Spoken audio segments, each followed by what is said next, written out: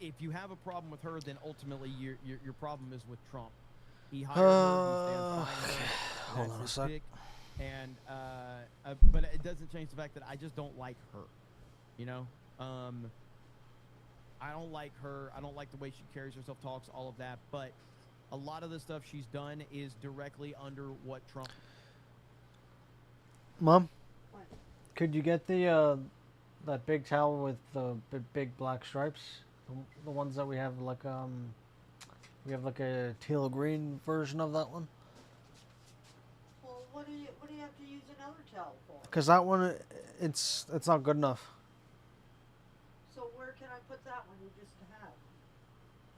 I'm not washing It's it. not It's not good dirty. enough, you say. Ho, ho, ho. Well, I have to put that in my head. Don't let it touch the floor.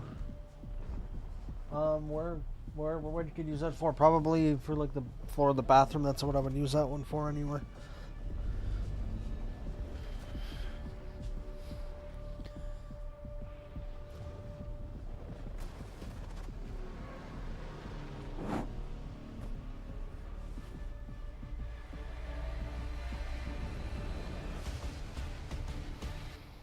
Wants her to do. I don't know where you put the direct blame on that whole binder situation with the Epstein files. I mean, ultimately, when it comes down to it, the boss is the boss. But did she take it upon herself to do that with these influencers and all of that? And I don't have the answer to that. But that was a complete disaster. Steel Lake Pictures on 3 subs from 900. Can't thank you enough for everything. I hope you do bring the hoodie back. It's my favorite one to wear. Vindictive book, 5 book, 199.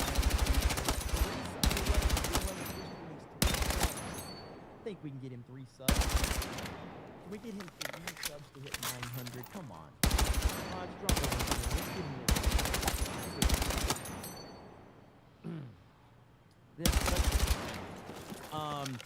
Teresa says, you know, President Trump put a copyright on always ahead of the curve. Always ahead. Bill Hurt says a cream pie. Fuck the goddamn Gary. Daniel Moore says, filter the post by newest. I'm a few of them. All right, I will check it out. I'll check that out here in a minute. Let's talk about the Democrats as they always do. Right here, here we go. DHS leadership today on the week of the 2 deadly shootings in Minneapolis. Do you stand with the kids who you're supposed to protect?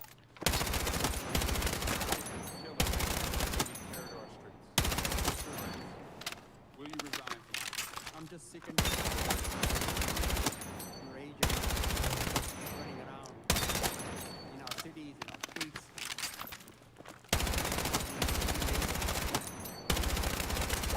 No respect for the inheritors of a clanhood. Thank you. So the Democrats were probably licking their chops before this hearing. Do you think they delivered? The irony Dog. of a Democrat asking someone if they're going to hell. Start the goddamn. Lord, man. I did. Like, they get mad at Trump when he says, I don't know if I'm going to heaven. They get mad at him for that. They get mad about every damn thing. People are completely unhinged. To themselves, I'm sure that they are patting themselves on the back. This was a beautiful illustration of the hysterical theatrics that the left engages in, and especially those elected officials on the left there, people like Swalwell. Epstein Island would be this game, dog. What, a map? Pandering to whatever followers he thinks he has. Yeah. Nice, dude. Cool, collected professionalism of those brave men and women who are out there and up there testifying on the Hill and representing all of us. Because that's the thing, all of these gentlemen and everyone at ICE who are putting their lives on the line to enforce the laws that are in place to protect us. So what I see is everyone in that room is supposed to be personal service. But all I see in those hearings is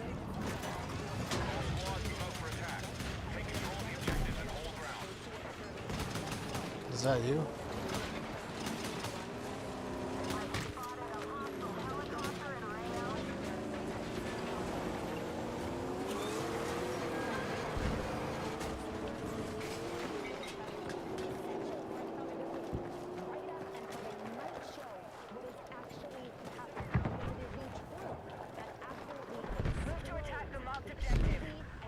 Well, the beautiful thing about all of this is that, you know, ultimately, Democrats are going to be Democrats. They're going to continue to push who they are. It's a matter of continuing to defeat them. And obviously, we have the midterm coming up. Trump, I'm trying to find the video, but like, Trump has essentially said that he's going to go campaign for the midterm. I hope that, because Trump being in campaign mode is exactly how we can. By the way, guys, I don't think it's nice that you are objectifying a woman, okay? I would never objectify women. I want to virtue signal right now. We should never objectify women. Please don't ever do that. Oh my God. Please go buy my coffee. Don't objectify women, okay?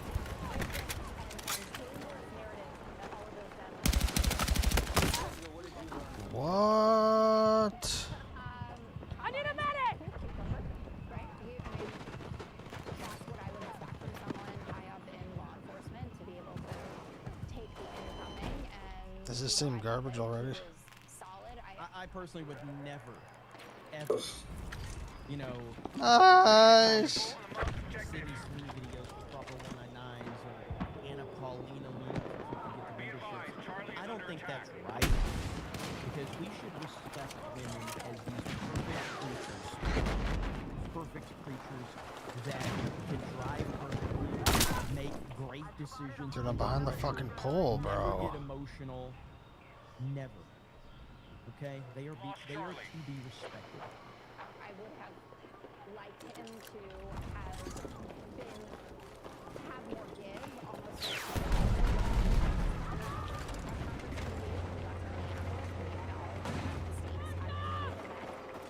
The enemy has secured more objectives. Let's rally and counter. It's quite obvious from the fact that we have two decades and all of these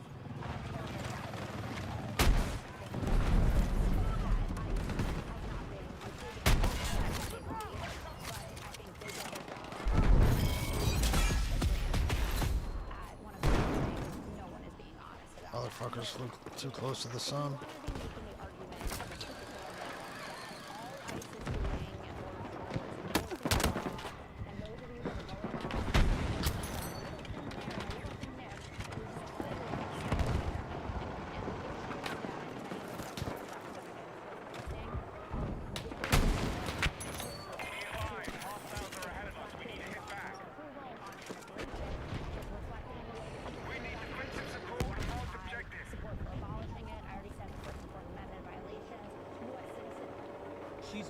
And this is actually disrespectful to him, so I am going to preemptively say that. But Jessica Tarloff is basically female Alan.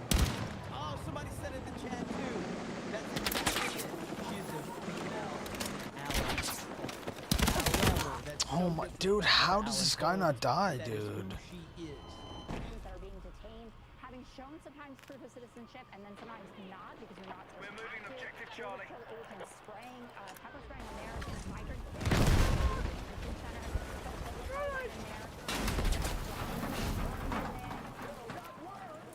Are you kidding me? It's court ordered, you can only be in there for 20 minutes. Oh, but you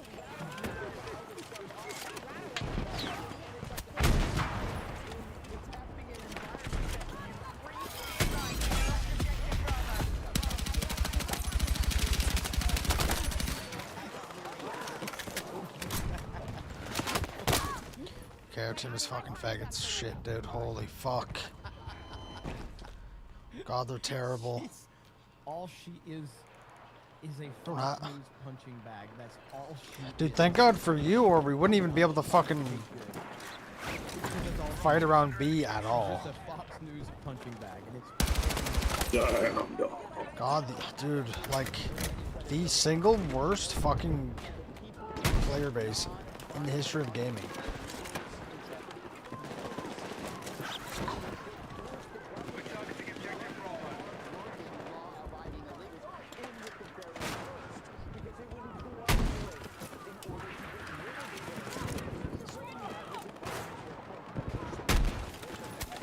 Do you guys remember her reaction right there?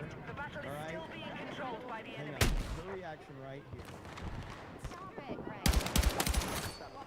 Well, anyway, I'm much. All right, so this reminded me of a truly great moment in television history. Okay, someone that We're gonna capture A too. an appearance on Friday Night Nights, fairly controversial appearance, but you know. Yeah, we This just is can't a long get time any ago. pressure because our team is so bad. It's unbelievable. You have not seen what I'm about to say, but it is absolutely fun.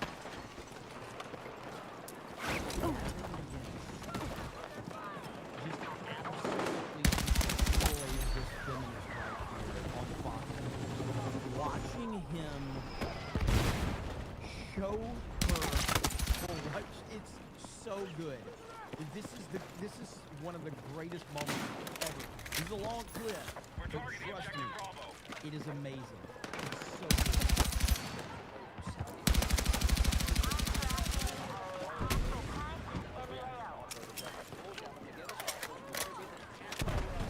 Yo, grenades don't roll at all in this game. It's almost like they stick to the fucking ground.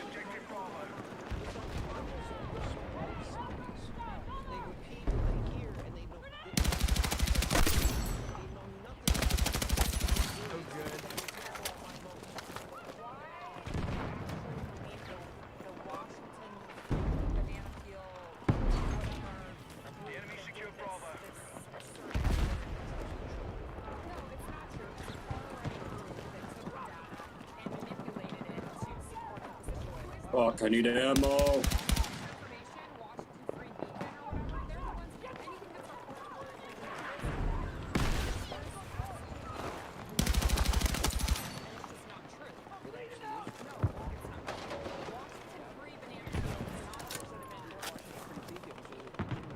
Explosive set!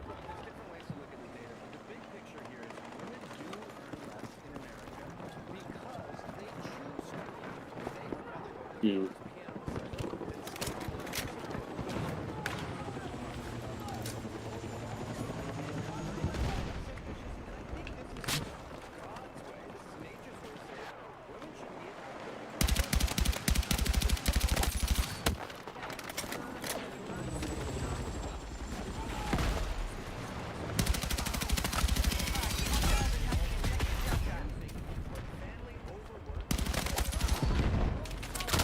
Oh, what? Dude, our team is so... Dude, I've been playing like a bitch because I can't fucking get any pressure, and I'm in, what, 4th? Like...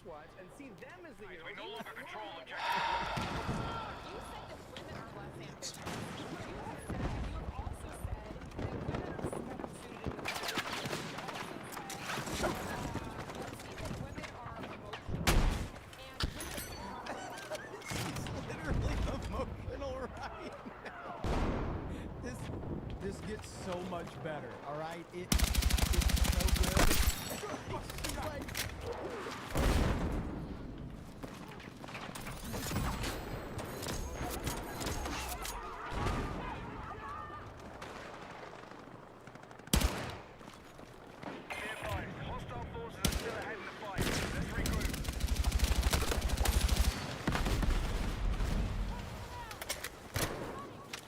Is that a helicopter that was just shooting at our buildings? Oh, there's a guy landing on top.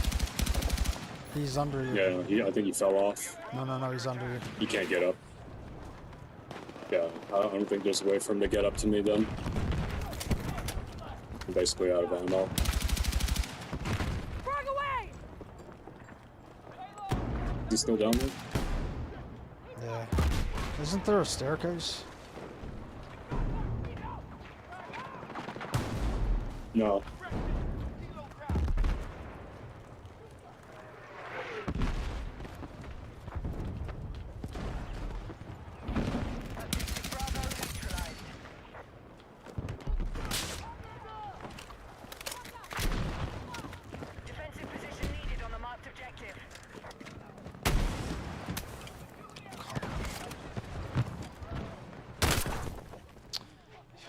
the fuck? What an axe. Okay, I'm gonna spawn on you, and if I can't kill this guy, I'll be fucking pissed. This fucking loser, man.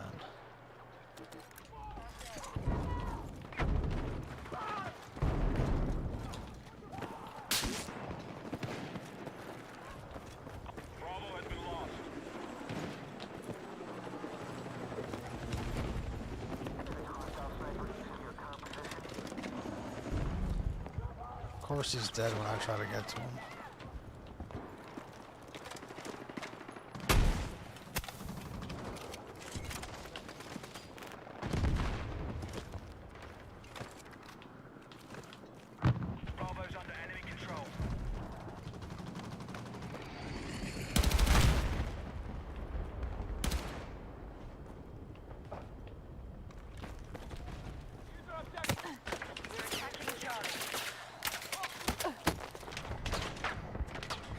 That's the helicopter. Open.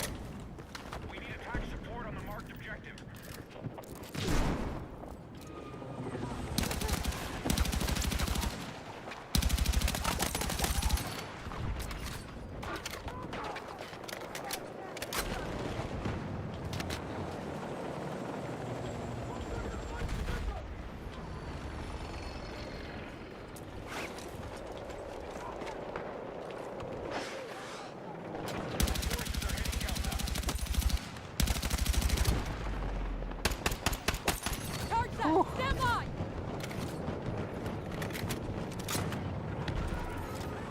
Hostile forces are still ahead in the fight. Let's regroup.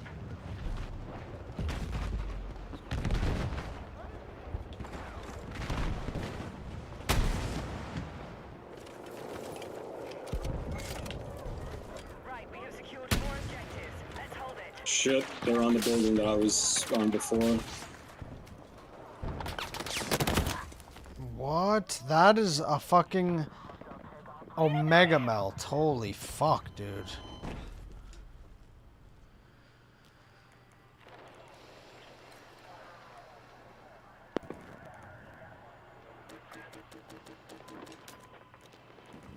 Marked objective under threat. Let's defend the position.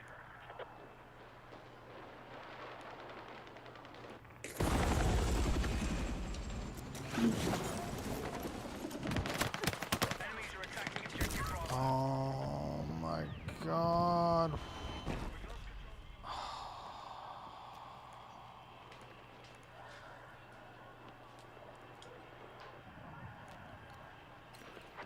See, why do we go for B if we can't even fucking hold B, dude? I don't get Objective it. Delta taken by hostiles. No one knows how to fucking play an objective in this game, dude. Objective Charlie has been secured. Alright, we took back the objective.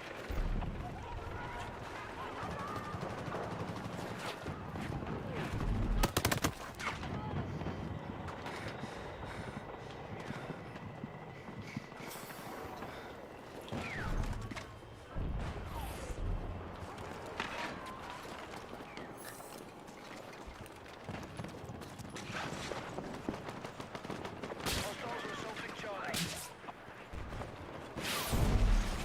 I'm getting shot from someone. I don't know where it is because fucking sound is all screwed up.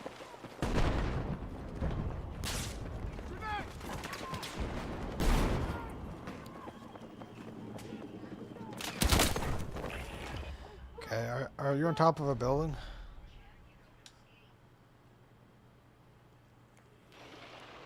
This is unplayable.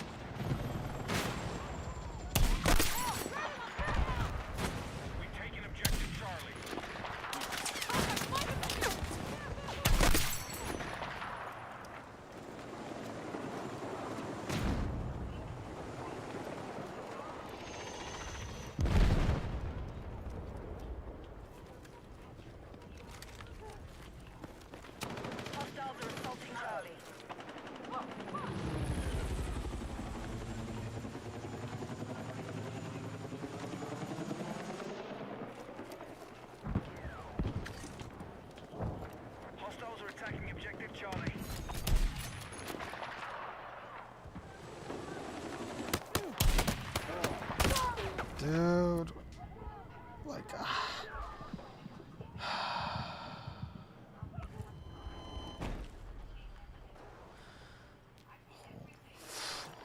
What is this guy doing in this helicopter, man? Like...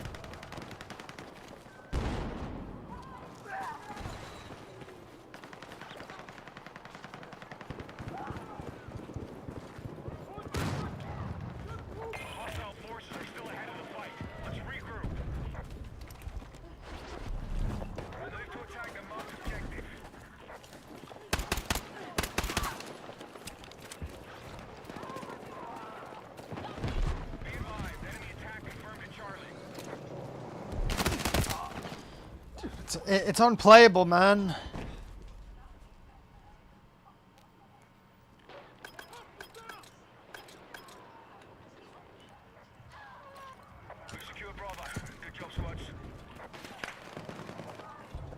Dude, you should be able to kill teammates in this game, bro. Like...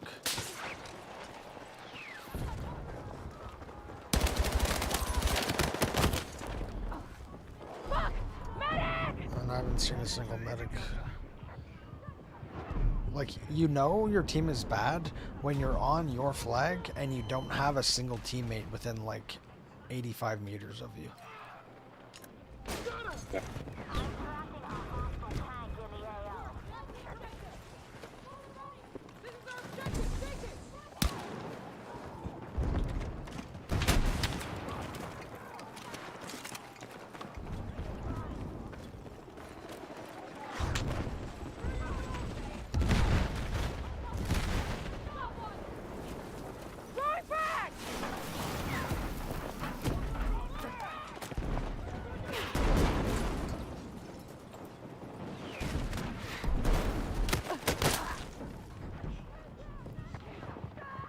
Okay, what the fuck is this guy doing, dude?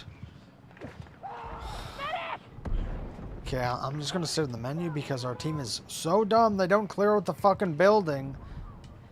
Like, or at least help me do it. I need a fucking medic!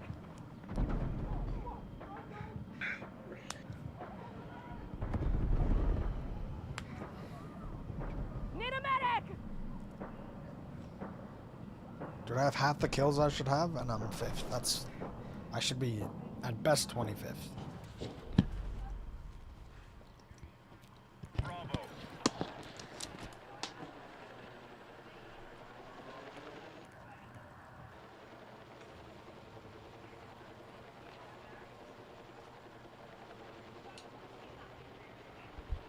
We need to rally defense on the marked objective.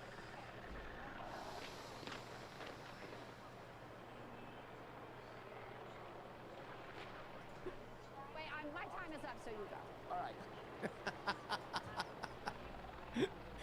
She's all she is a Fox News punching bag. That's all she is. I'll be honest, she probably gets paid good because that's all she is. She's just a Fox News punching bag, and it's freaking hilarious. But None of the I don't people like... at that hearing deserve any credibility because do you know who put the people, the non-violent, hardworking illegals in jeopardy? Those people.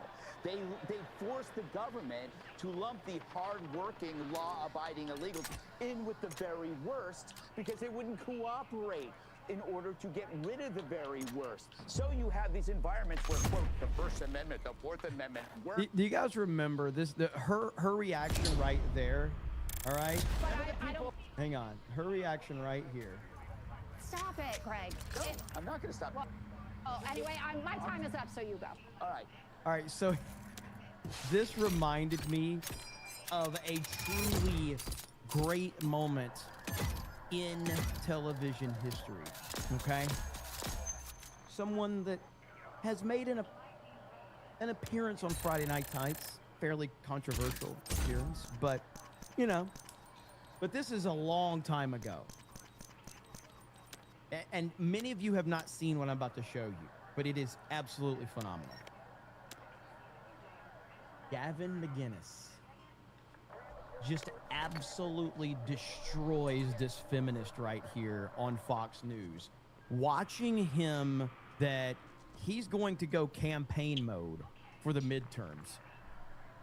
I hope that happens, because Trump being in campaign mode is exactly how we win the midterms. By the way, guys, I don't think it's nice that you are objectifying a woman, okay?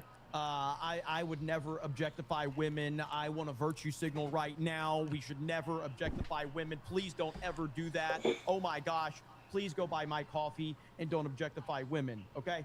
Horrific and dangerous narratives that all of those Dems are putting forth. Jessica, what did you learn from the hearing today? Todd Lyons, cool cucumber, right? I mean, that's what I would expect from someone high up in law enforcement, to be able to take the incoming. And, you know, I thought that he was solid. I personally would never, ever, you know, promise Sydney Sweeney videos for proper 199s or Anna Paulina Luna for 50 memberships. I don't think that's right, because we should respect women as these perfect creatures that can drive perfectly, make great decisions under pressure, never get emotional, never. Okay, they are to be respected. I would have liked him to have more give, almost like Tom Homan was in the press conference, the first press conference that he gave when he got to Minneapolis, when he acknowledged that mistakes had been made, and that if that had been the case, then there would be no reason for there to be a change in leadership. It is quite obvious from the fact that we have 2 dead Americans and all of these terrible violations of the First and Fourth Amendments, for instance, that ICE has not been behaving perfectly, to say the least.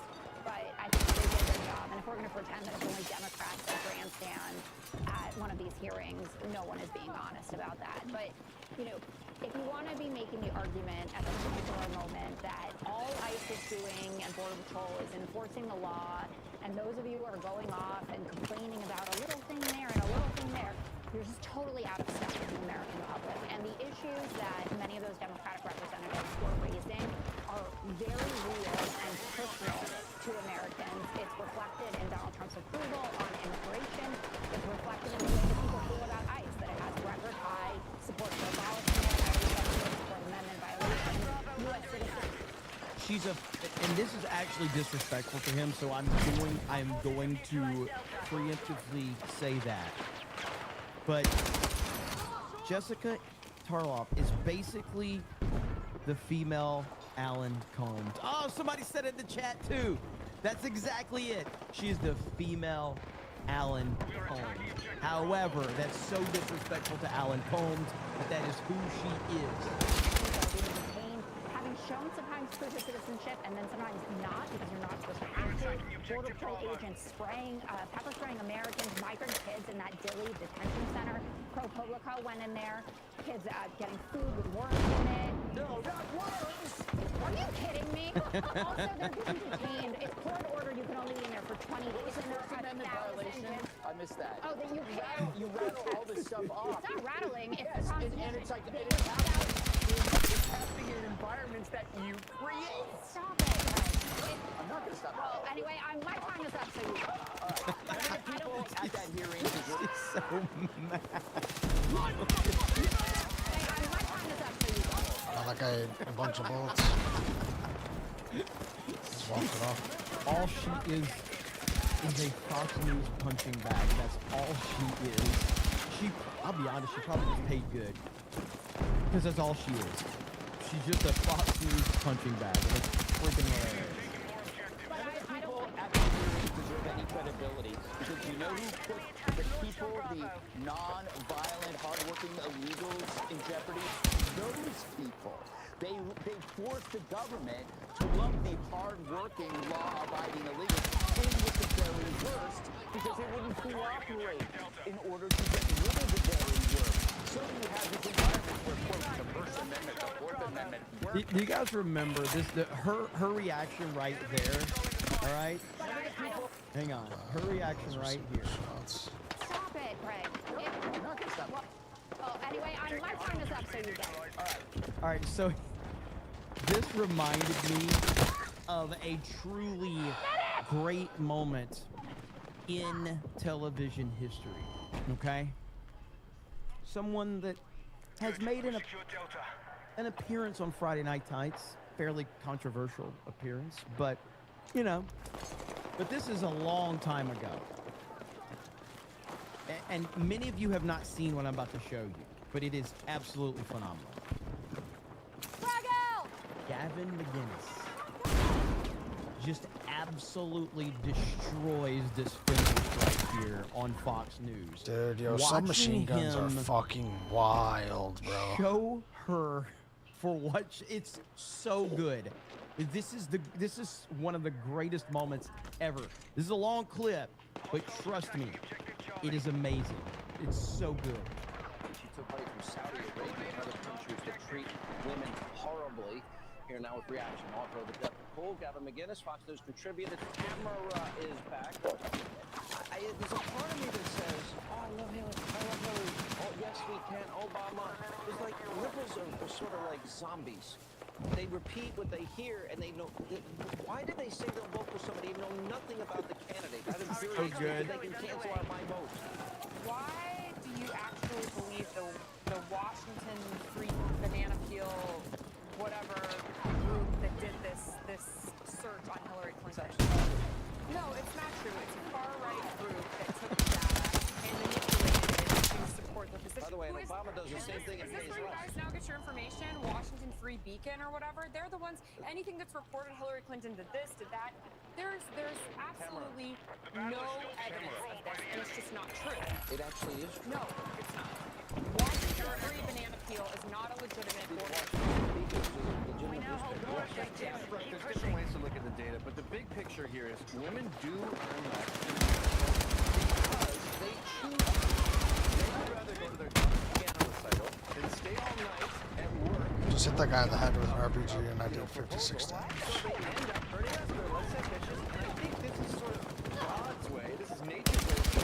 Women should be at home with the kids, they're happier there. I hope that your viewers do not take you, sir, seriously. It's a great because why men earn more. It's also women choosing to put family over work, and that's why they earn more.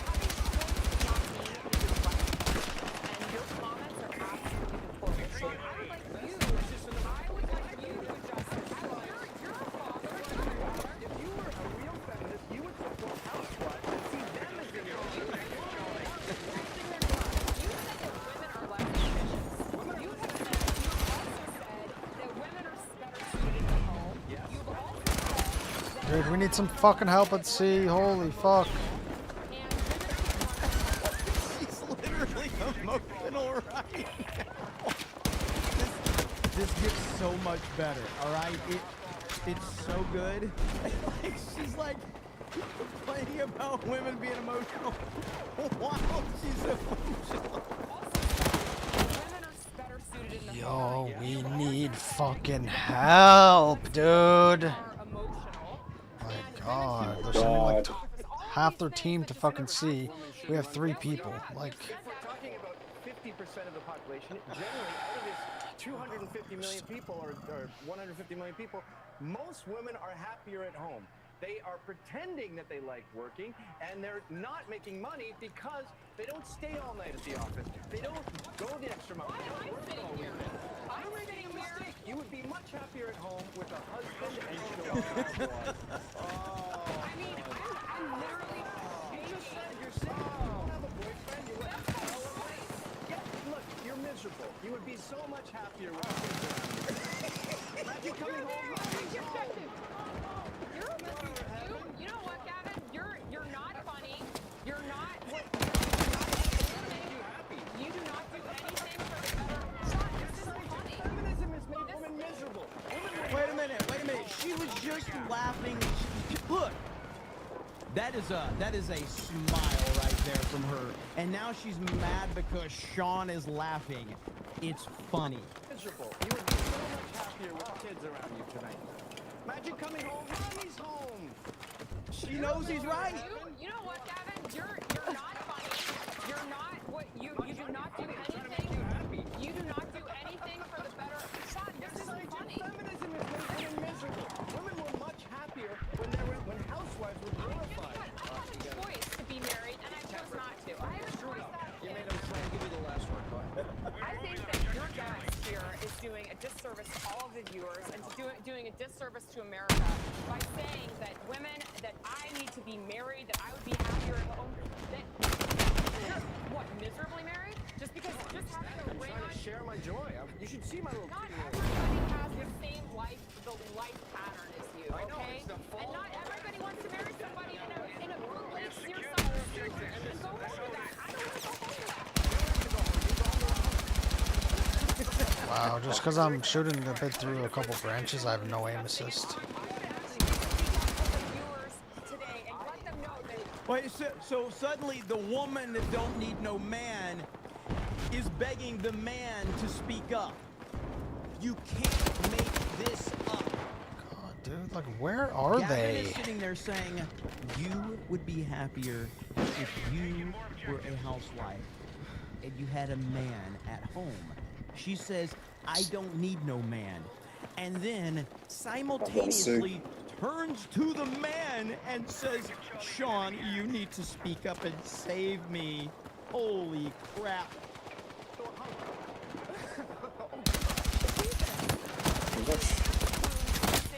Oh. Yeah, dude, that's unreal. I don't know what, like...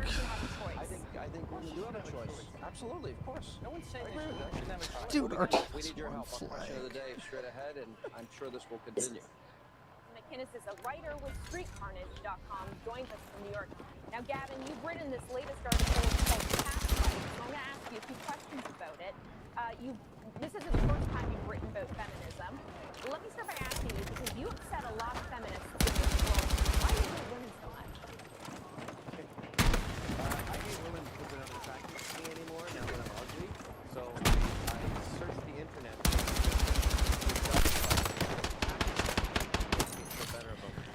Okay, so you say feminism is dead. There's a guy in the building. Dude, I can hear them. Real suffering anymore, so they create straw men to rail against. What do you mean there? What kind of straw men are these women? Dude, I'm like 7 feet around the corner. I'm literally halfway down the fucking hallway. Photographer who slept with this woman who was like a porn star, Dude, pinup that girl, is such whatever. a joke. And Dude, the several fucking years later, dude, she the decided camera to angles in this enjoy game are the insane. and criticized him. I defended him, saying, "Sorry, that's not rape. You're trivializing rape." And then I was called a rape apologist. So they take a statement like, "I find women can be annoying when they're drunk," and then they change that into women should not be allowed in bars. I haven't seen this, but there's about 5 more minutes left of this one. If you just want to search Gavin McInnes, Sean Hannity, Nice, there's my a gun bunch is of those gone, clips dude. out there. Gavin is hilarious. And that's what that moment with Jessica right here reminded me of, is that you're miserable. And you're miserable because you have allowed brainwashing to dictate to you that you need to be miserable in order to be happy. This is what feminism has done. None of the people at that hearing deserve any credibility, because do you know who put the people, the non-violent, hardworking illegals in jeopardy? Those people. They forced the government to lump the hardworking, law-abiding illegals in with the very worst because they wouldn't cooperate in order to get rid of the very worst. So you have these environments where, quote, the First Amendment, the Fourth Amendment, worms in the food, all these things are happening, and somehow that's ICE's fault. No, no, no, no, no. This has always been their game plan from the start. It was never to protect the hardworking illegals, but to goad the government to target them by not giving the government the ability to focus on the worst. We started with, let's do the worst first. They said, okay, but then they didn't. They didn't cooperate. So that forced the government to widen the net. What happens when you widen the net? You have to go after the people that aren't violent. Who created that? The very same people that are calling it out. All of those Has been fantasizing about going after everybody since he was a child. I remember there was a time when you believed in going after the worst thing, and you felt that this line is safe. You think the inflation of illegal and illegal happens, it's like all of a sudden we're back at square one. We're not taking it. We're going. I would just say that I feel like the Democrats have never. It's like, I'll bring a sports analogy into this because I'm very good at those, and we cannot have a prevent defense right now because this happens a lot in football games where one team goes up by 3 touchdowns and suddenly they start going into their prevent defense and they start not being as aggressive. We can't do that right now. We have to continue to operate like we are losing. We have to pounce and pounce and pounce. We cannot let these idiots have any oxygen to move forward. And when they have got to be crushed, you cannot allow them to move forward. You have got to tackle them in the backfield for a loss. You cannot allow them to do anything because if you do, you run the risk of being upset. Simple as that. 28-3 mentality, as I've said many times. Missed an opportunity to miss an opportunity. So they got President Trump to back down in Minneapolis. They sent Tom Homan in. They're taking agents out. They could have said, thank you, sir. That's what we demand. Instead, they have to lie to their online base to show them that they're actually doing something. So now they're promising their base something that is not going to happen. They are saying that we will apologize. That's not going to happen. President Trump is not going to allow that to happen. Besides, ICE is actually funded to 2029. You would only be taking money away from FEMA and TSA. It's like when the Republicans said that Obama would. I don't even fucking see people, and I'm getting fucking insta-melted. He was going to sign a bill that eliminated Yeah, Obama. like, dude, they're I can't see anyone, but they're everywhere. Nowhere good. Getting shot by tanks. Unbelievable. They could have said, we won that one. Somebody said that Alex Jones is on PBD tomorrow. Hopefully we get another Mario meme template. Is Alex Jones going to be on Patrick Bet David tomorrow? That'll be interesting. And they're upstairs on C. Like, this is that. unplayable, So, dude. that will be interesting if that's true. Let's move on to the next one. You people are so dishonest. Did you see the CBS? It is? Nice. Okay. Redefining crime as nonviolent child porn, human trafficking, trying to say that only 14% of these people are violent. The people that killed, like Gary and Rachel Morin, those people were nonviolent before they killed them. It's just like people who come here and then steal someone's identity and ruin somebody else's life for years. I mean, that's maybe a non-violent crime, but certain thing for the American that goes through it. I'd rather be on the side of ICE that's than on it. that side, Jessica. I would rather be on that side, the ICE side as well, like any other normal person would be. So, but yeah, it gets to a watching point the where there's Democrats too much signal, destruction, so it's painful to say the you least. spawn and you're getting hit by something. Colonel Flom says, Jeremy, how do we get messages to Oh, Don my Jr., game Laura crashed. Trump, Barron, anyone we need to circumvent Susie Wiles, who is misguiding Trump on how to handle everything related to Epstein? I mean, I don't know if I know the narrative of Susie Wiles is like that she's misguiding Trump. I don't really know if that's the case. I mean, it could very well be the case, but I don't know that. Trump is the alpha of alphas. So Trump surrounds himself with people that he's comfortable with, that he feels confidence in. I don't know. I know that's a narrative out there, but I'm not going to sit here and pretend that I know that answer like a lot of people on the internet just pretend that they know that. I have no idea if she's the problem. I really don't. Let's see. Sherry Allen for 10 says that when I was married, I would have loved to stay at home mom and housewife, but it didn't work out that way. I totally understand that. I mean, you know, the problem is just as much as, you know, feminism has ruined things for women, you know, feminist men have ruined the things as well. You've got a lot of pathetic men out there, too, that don't know how to be men. So, yeah, that's part of it. Daniel Moore, I got that one. Rye the guy says Tarlov doesn't understand what the word illegal means. Maybe everyone in the chat should send her a dictionary with the word illegal highlighted. It wouldn't matter. It wouldn't matter. Shorty Short says Bondi and her burn book of insults got smacked today. She looked bad for sure, which I already had low expectations for her, so it's not like I was expecting a whole lot from her, but she ended up looking pretty bad. Mark of Reality says, OMG, women are emotional? Shocker, I know, right? Miss SPJ says, thank you, I needed that. You are welcome. Phil says, that was worth it, thank you. BFSD says, my dog is gone. We had to take her to put her down today. She's pit bull, age 9. Her name is Dixie. She was really sick. I'm in the grieving process now. Man, I'm so sorry to hear that. There's never any, there's never any words that are going to, make up for that pain. We know dogs are, family. So really, really sorry. R.I.P. Dixie. So, sad indeed. I know that feeling, brother. I know that feeling. Mary Berry for 20 says, I appreciate you reporting on breaking news of the day. However, please take a moment to remember the news that broke America's heart. Never forget 9/11/2001, 9/10/2025. A shout out to my husband, John. Hail the 199. Absolutely 100%. It is kind of insane that it happened on September the 10th. It really, really is. It's still hard to believe. Shout out to your husband, John. But yeah, like, it's crazy. The day before, 9/11. And I keep seeing I'll see videos of Charlie Kirk, and it's still, like, I don't think I've even fully processed, that. So, it's just wild, to say the least. Thank you so much. I appreciate it, Mary. Mark of Reality says the labor force participation rate is the best it's been in 60 years. 300,000 new blue-collar apprenticeships have been registered. We're doing well, folks. But the news is all about the goofy, emotional stuff. Well, I mean, and that's overall, like, okay, eliminate Bondi from the equation. I don't like Bondi. I don't like her for a various amount of reasons.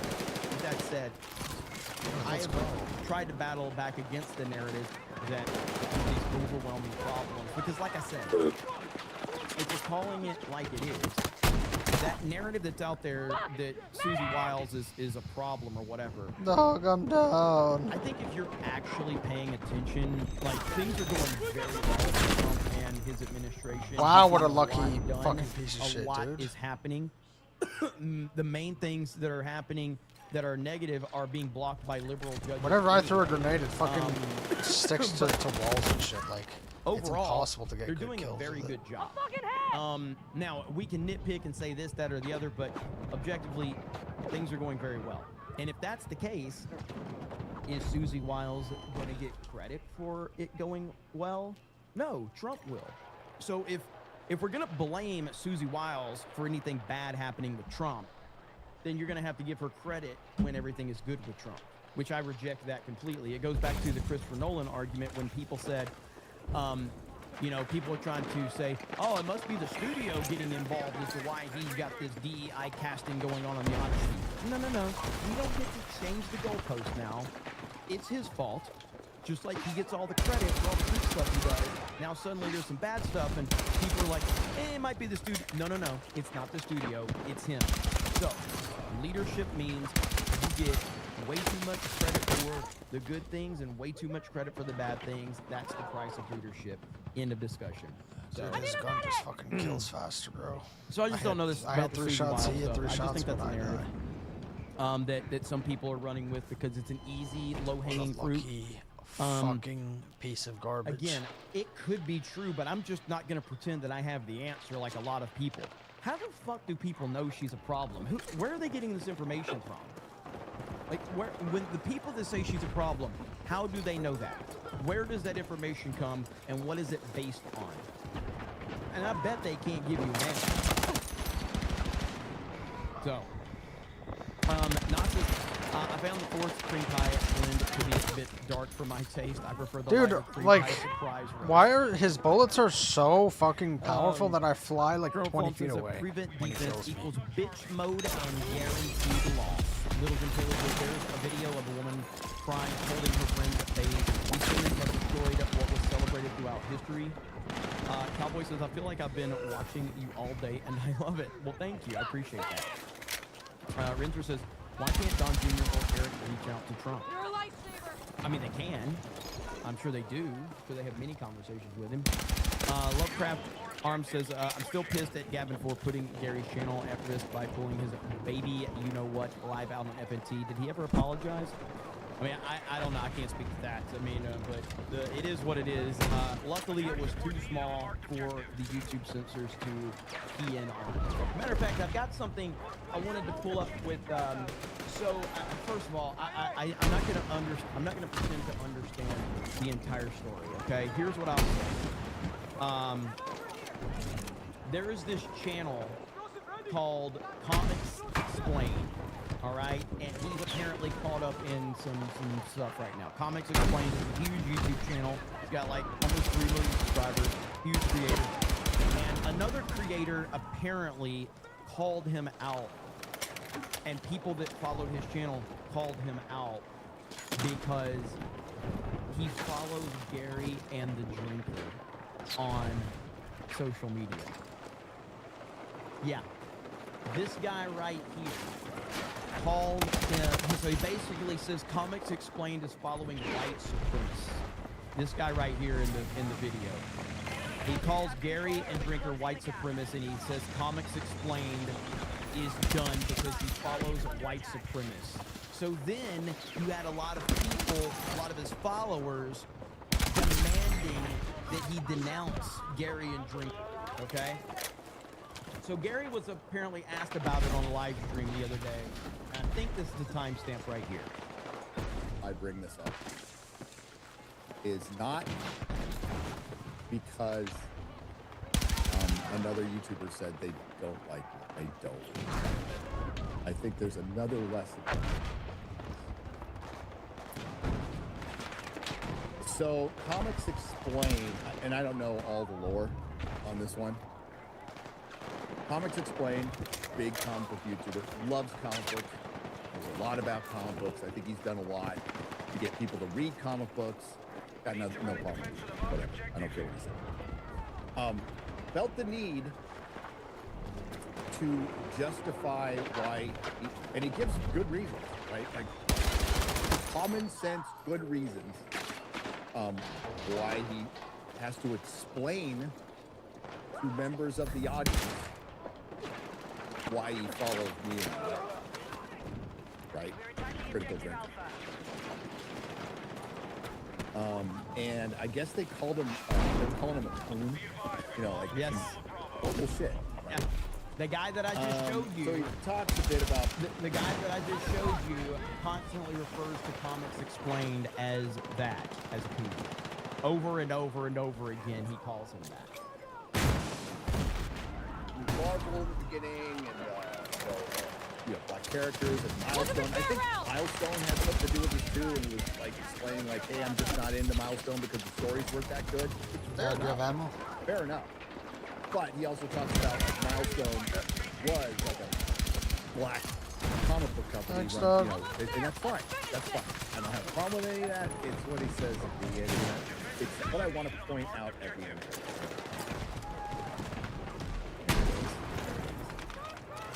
Can we take a minute to point out these fucking Coke bottles that Gary is wearing? Holy fuck. Like, those are some Coke bottles. Like, absolutely insane. Just wanted to point that out. Well, I think this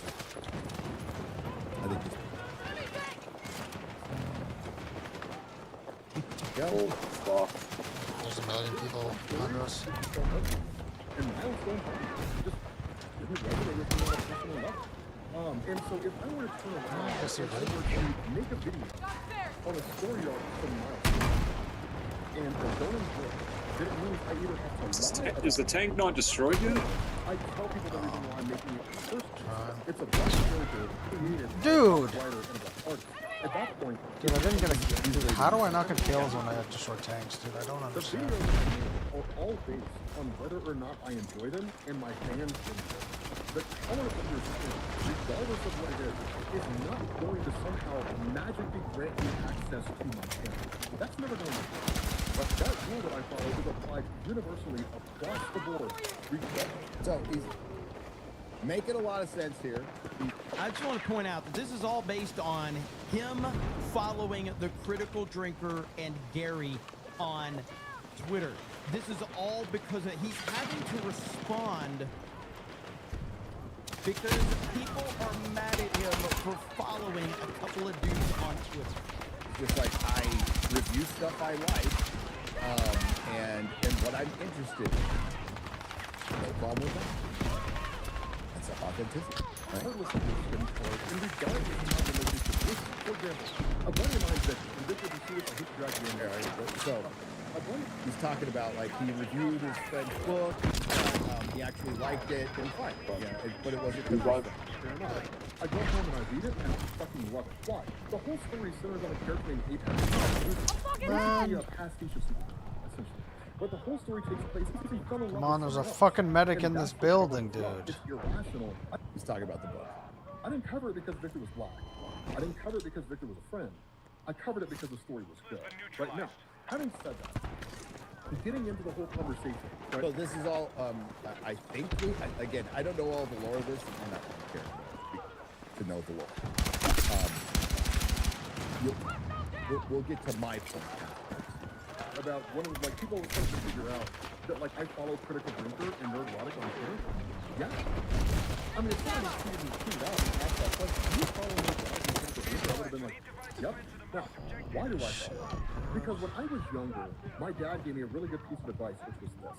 He said, if you're going to stand for something, then you need to know what the other side believes. And you need to know what the other side stands for. And you need to listen to what the other side has to say. Not because you respect it, not because you like it, but because you are not right 100% of the time. And they are not wrong 100% of the time. Good advice from Dad. Good advice from Dad. We can discuss the side argument in a moment. And how could you possibly know whether or not you're right if you reject any opinions other than your own? At that point, you're just confirming your own views over and over and over again, right? And so that's why I follow. I don't like or respect Critical Drinker or Nerdrotic. I have no problem with them in public. If I happen to bump into them at a comic, they're like, oh my god, your comic is funny, where does he stand? Do you want to get a beer? I would just be like, no. And then I would leave, right? But I do listen to them because it's entirely possible that they have an opinion out there somewhere that actually changes and gives me reason to rethink my own views. That maybe I'm not actually as right as I've been telling myself I am this entire time, right? So, with all that being said, if all of that means that I'm... Bro, like, I can't imagine having an audience that you have to go this far into explaining why you follow a couple of accounts on Twitter.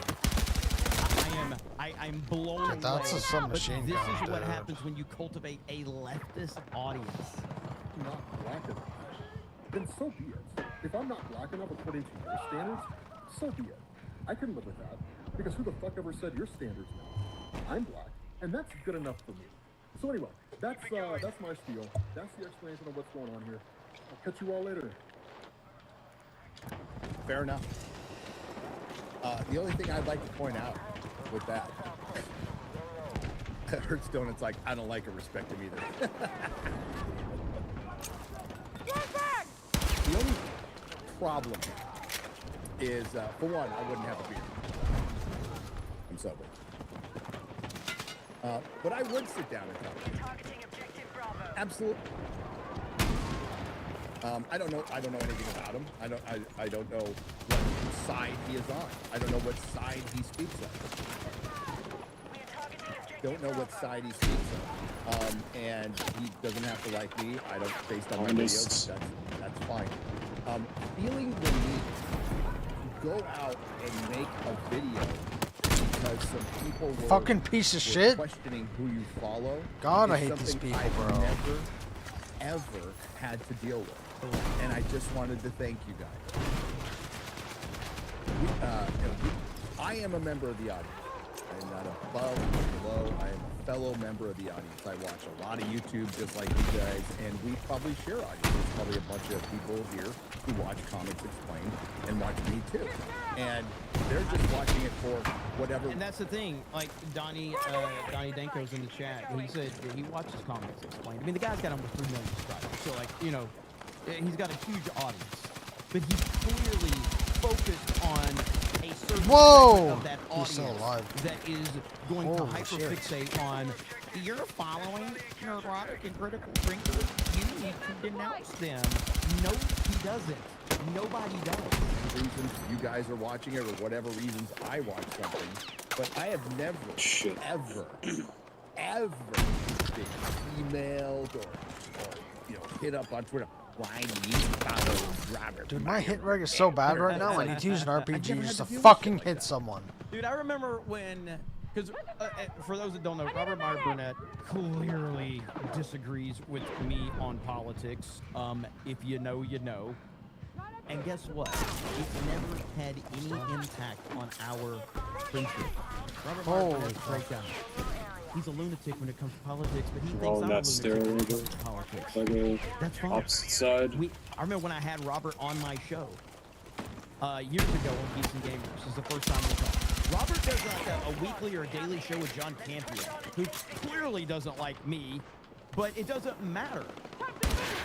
And so I remember when Robert came on my show, and again, he went into what he perceived as the enemy's den. He didn't say that, but I'm just telling you what the perception is of like an audience that supports Trump and calls out identity politics and all that. And he told me, he said, I was There's a guy so behind us pleasantly on the surprised ledge. by your Shotguns are fucking I couldn't believe beyond insane, how dude. welcoming your audience was, and I know that they disagree with me. Robert is a great guy. He's a solid dude. Don't follow him for his politics, though. My audience will hate him if you're just going at for politics, but if you're talking about entertainment, man, Robert knows his shit. The dude is a wealth of knowledge, and he's a solid guy, and that's all that matters to me. Now, maybe I missed it, but I wouldn't feel the need to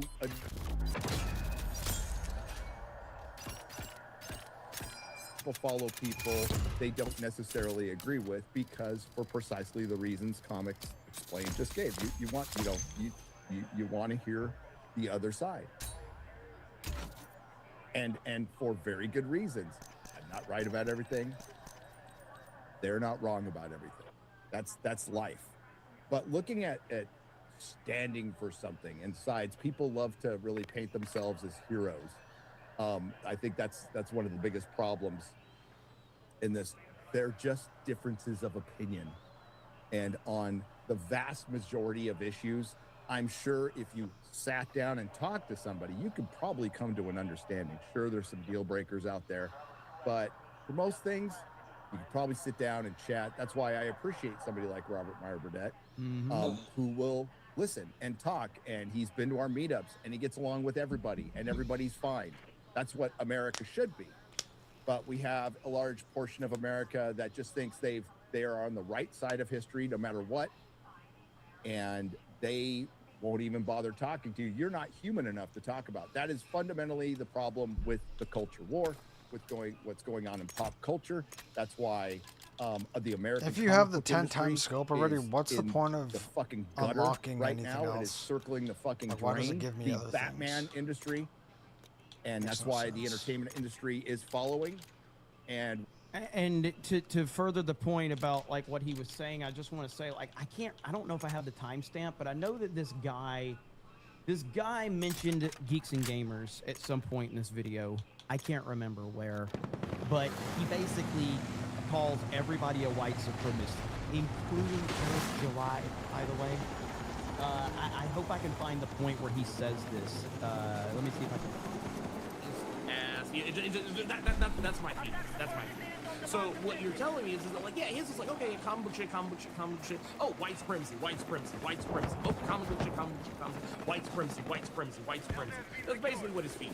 Once again, I did a video actually talking about and breaking down some of the things that were being said, debunking a lot of things that were said that you said about like people like Neurotic and Critical Drinker. I didn't watch their videos, like not on their channels or anything. I didn't follow them. I downloaded them off of YouTube and then watched them in my own time. I don't give them I don't give them metrics.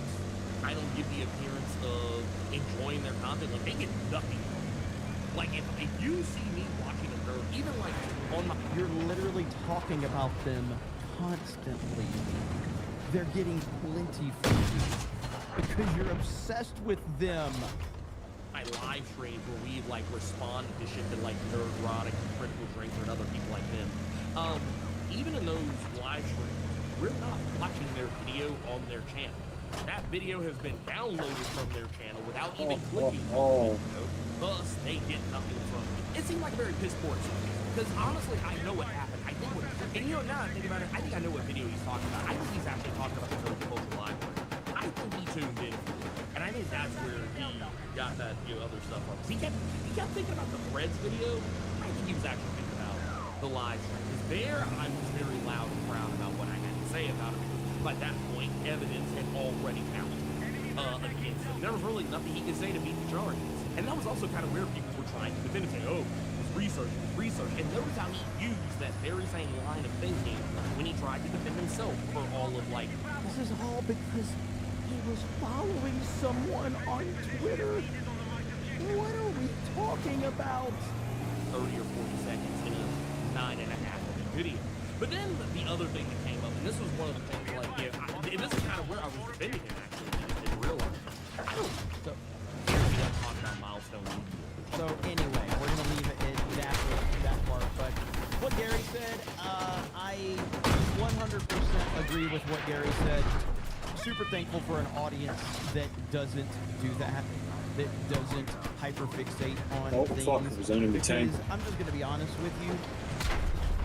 I don't give a fuck who I follow. Dude, I can't even. I literally can't see anyone, dude. I can, like the fucking angle of the goddamn gun is in the sky while I'm fucking flat. Start complaining about shit, and I'll do more of it. Oh my god, man! I need a fucking medic. And if you haven't learned how petty I am, holy fuck! How that's going. But in all reality, get the fuck out of here! An audience that doesn't get wrapped up in. Oh my god, that was gorgeous. Obviously, I fucking quickscoped that guy. Check you and Holy call shit. you out on your opinions or your takes. That my audience does all day long. But going and like, I can't believe you. My gun shoots so slow that I'm shooting at someone and I hit him once because that's how fucking slow it shoots. Have an shoots. audience that is built that way. So appreciate all of you. Hail to the Just like, chat. no wonder I don't fucking use I am those a things, petty man. They're bastard, so though. fucking That gay, dude. I mean, I can't. The fucking mechanics feel so fucking And I bad. will. I'm very petty. Very much. It's like a fucking 99-year-old. I mean, now it's like fucking I'm made pretty sure. mechanics Like, modeled so it Alyssa after Clips himself. reached out and she wanted to see if she could clip my quartering video, and I was like, absolutely.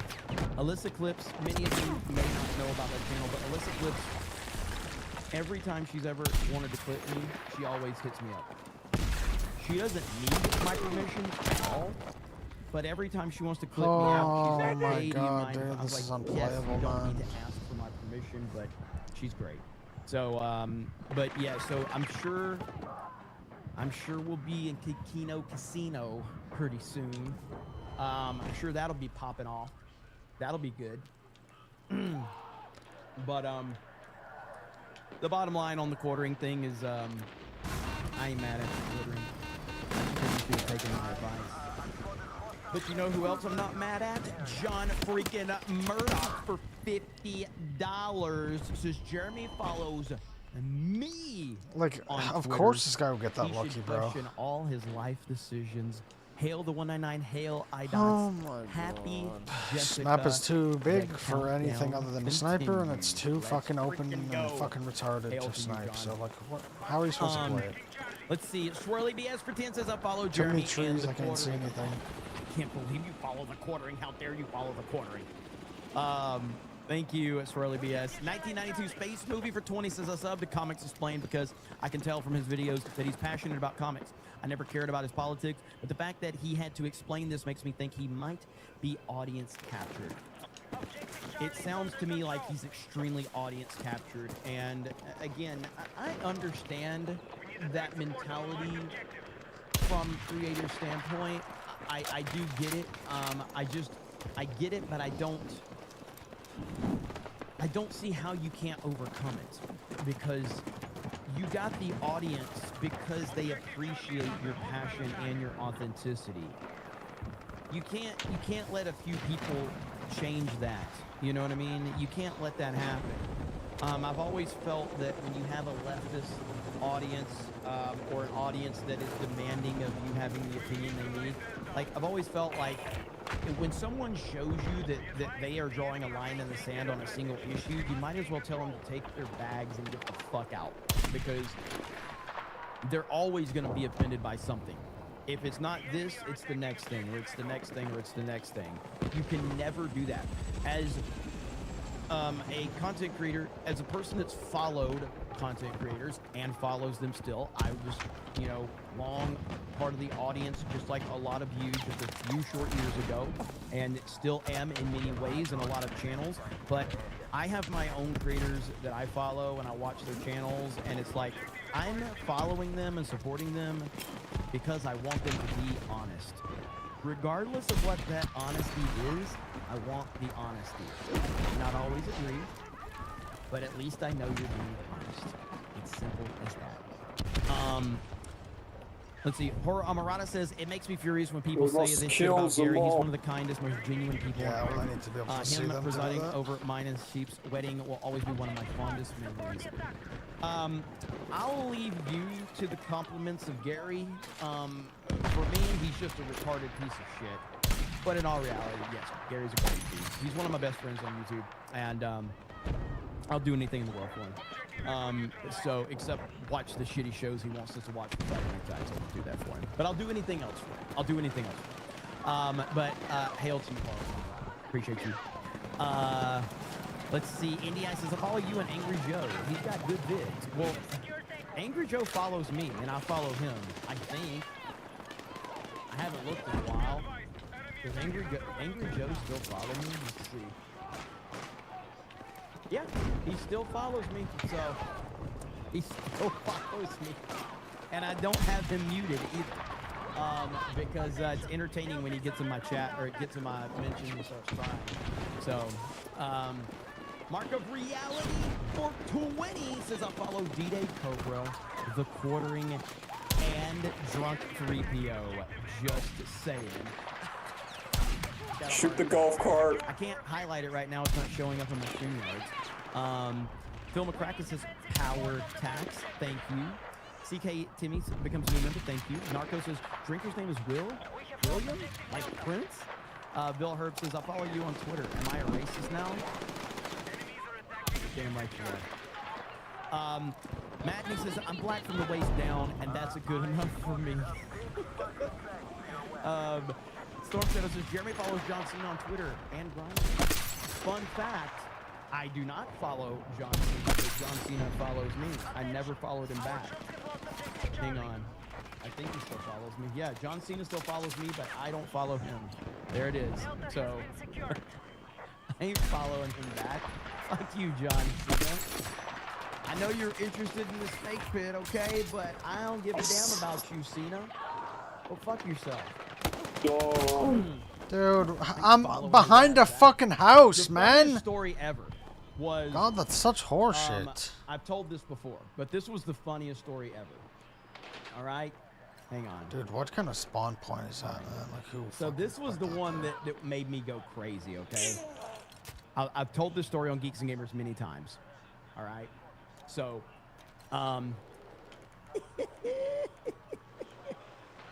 listen to this, okay? I got so excited over this shit. Sergeant Slaughter.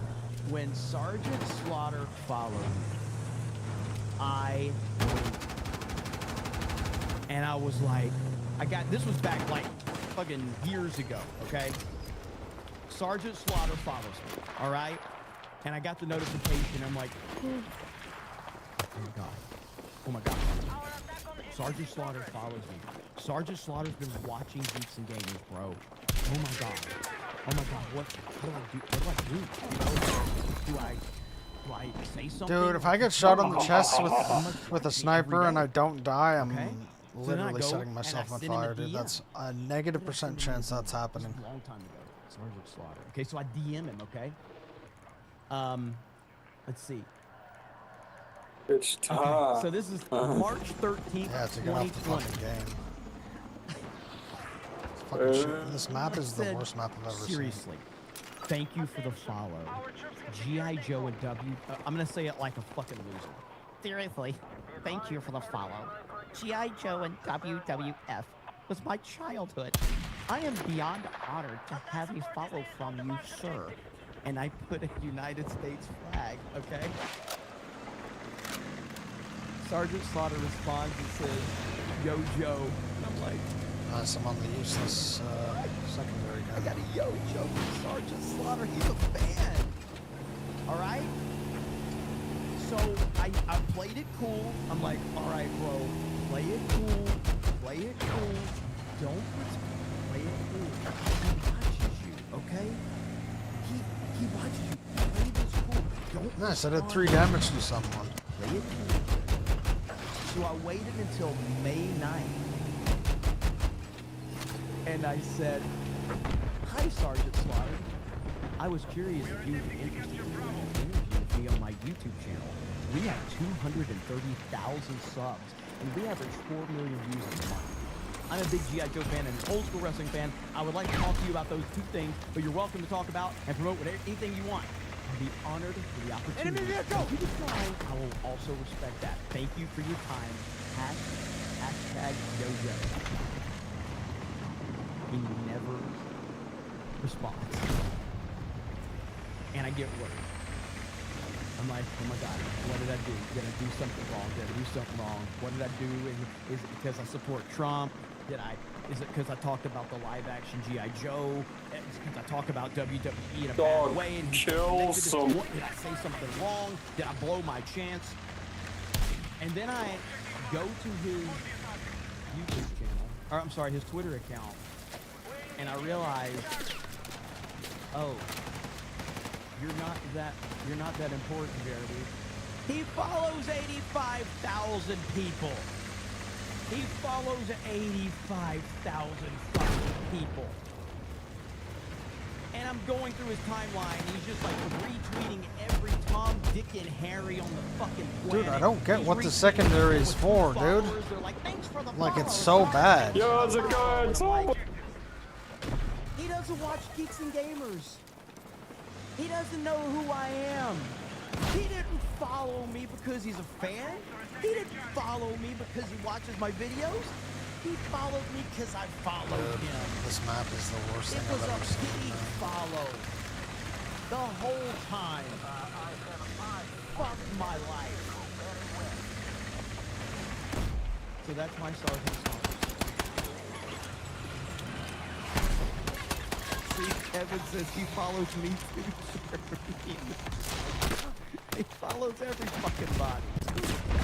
But this is happening a lot with gotta survive. A lot of people have fallen for the John Cena thing. I've seen so many people do that.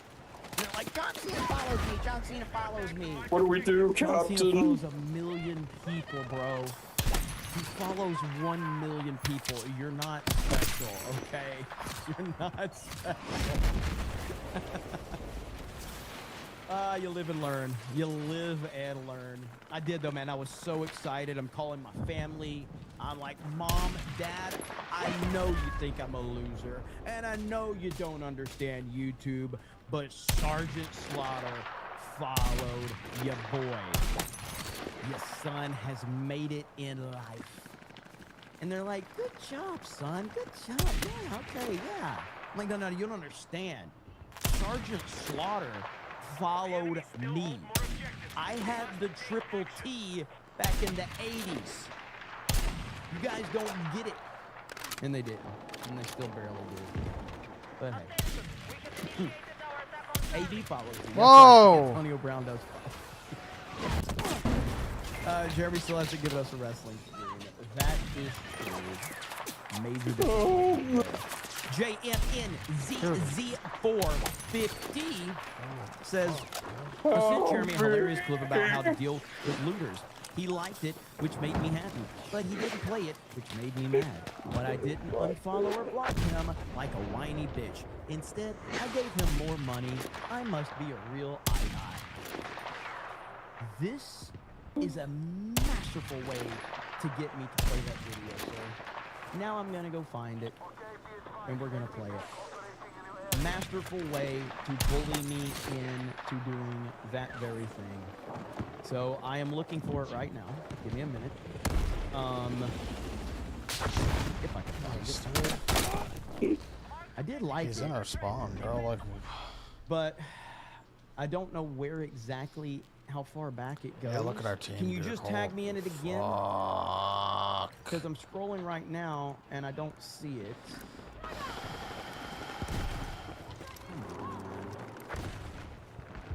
Well, while I'm looking for that, I'll play this because this will make everybody happy. I notice your kids both look retarded. They do. Your kids look like retards. How many frickin' shots you giving them, you little? And they start freaking out. They go, yeah, I bet your kid was pretty smart, so you gave him all those shots. But you worship. They start crying. I go, good. A couple other guys go, hey, buddy, I'll beat your asses too. Because I'm not gonna kiss your asses anymore. Are we you winning, little dog? scumbags. You just look at these people and you're just like, my God, I wish this was a country to escape to get away from them. But you know they come following us. We go build another incredible Atlantis, and they paratroop in and take it all over like all the people fleeing California, and they come here and they do the exact same thing. Their needles, their feces, their devil worship, their delusion, their weakness, their demonic worship. They're poison. Oh, man. You gotta love Alex freaking Jones, man. Holy crap. That is goated stuff right there. All-time goated stuff. Here we go. I got it. All right, here we go. So it's on YouTube, so that's good. So here's what JNNZZ sent me right here, okay? How to deal with looters.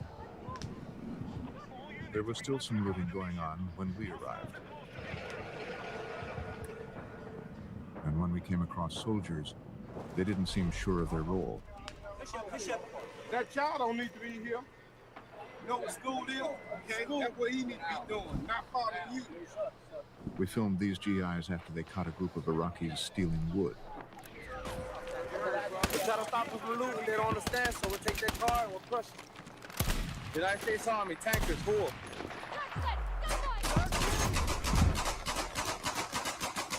Nice. You died? How did you die? How did you do it before? Blew myself up. Nice. I blew myself up.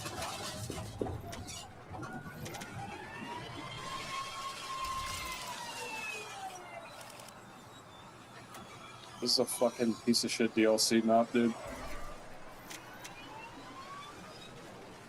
Yeah, that map is fucking worse than awful. That's what you get when you loot. Later, the car's owner told us, I'm a taxi driver. The car was my livelihood.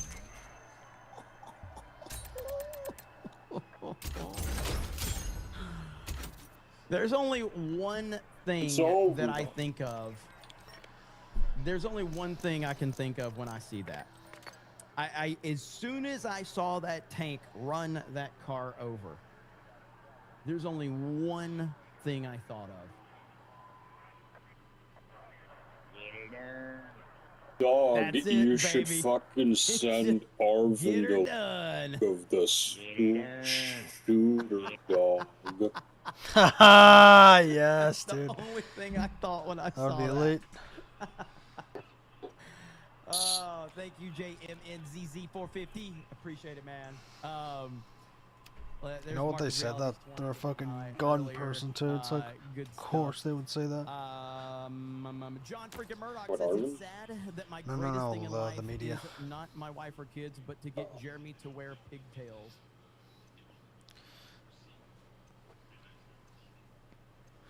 I don't know how to respond to that. It's like, I can't remember if it was the media that I saw it on or police saying it, but someone said there were no signs, and I'm like, or there were no signs of like issues or something. I'm like, there were signs of mental illness. You could just look at the person. I mean, I already have little respect They for look the like masses on the internet. you're trans, right? They already think Dude, white supremacists, sexist, like misogynists, Shrek with a wig and makeup. That's like, I'm not even joking. Like, actually. If I can get paid, Yeah. why shouldn't I just jump on OnlyFans? Right. Just saying. What do I have to lose? I don't have respect on the internet. Nobody respects me. Oh! Yo, that was fucking dirty. Holy shit. Good lord, man. Might as I well, got killed by John. the fucking hell. As much as I got paid for that PSL moment, I gotta say, man, there may be a future on OnlyFans for me. Does this mean that it isn't Lil Dan Bass asking Dude, it to that follow? kill was fucking Hashtag insane, it's man. Never Dan. You never know on the internet. You never know. Trans girly for $9.99 says my boyfriend is watching.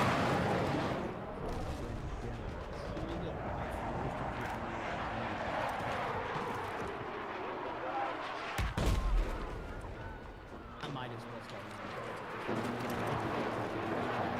And I already demanded that you have to send $20 over. I forgot about that until I read that shit out there. Rule back on not reading your shit unless it's a minimum 20 or getting close to 50, okay?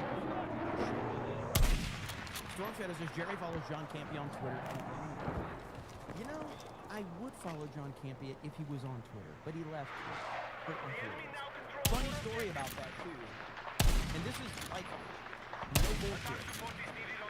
John Campia is John Campia. He hates his story. I'll tell you right now. John Campia. He was a piece of shit. John Campia is one of my primary motivators to get into YouTube. The fact that John Campia has to accept that me, a toxic man baby who hates diversity in film and creates toxic fandom, the fact that I credit him becoming a YouTuber is probably his lowest point as a YouTuber. Dude, my bullets are just not hitting her somehow. You know he hates that. I'll never forget when John Campia had Christian Harloff on, and I'd kind of gone after both of those guys. But when this was a long time ago, so this is when Christian, and many of you are not going to know this. I understand.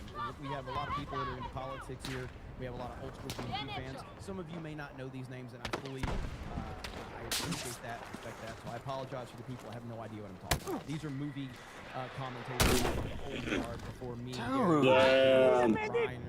I'm staring at C for fucking 10 minutes. I fucking look away for 1 second and I die from there. What a fucking joke, dude. Yeah, dog, and you learn. That this game is fucking retarded. To John Campia on his YouTube channel as Geeks and Games. And I said, hey, You can't look away or you'll die, but you can't not look away because you'll die. I love to see what you have going on. I'm looking forward to this.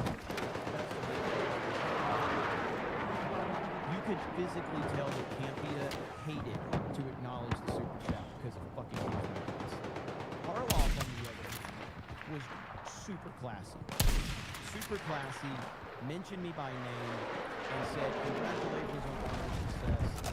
Thank you, Jeremy. Blah, blah, blah. Just as classy as can be. Okay, no. I just dove like 10 feet and he gets a perfect headshot midair. What a fucking joke. That's how campy That's it it. looked when I'm I not took fucking the playing camera. that game, dude. Him. Holy That's shit, the that's disgusting insane. pictures. You know what I mean? Oh. And it made me very happy. Shoni, Oh, that's is it? horrible. Okay, I'll be back. Huh? What? What'd you say?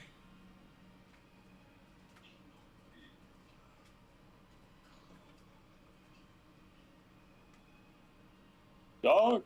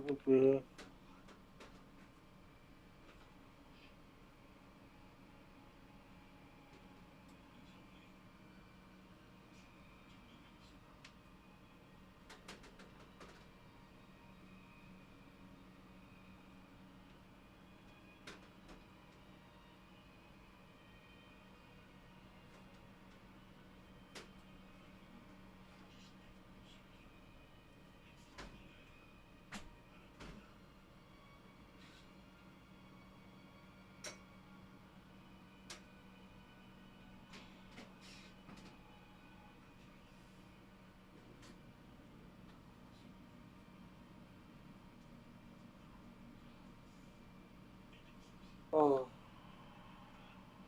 Oh.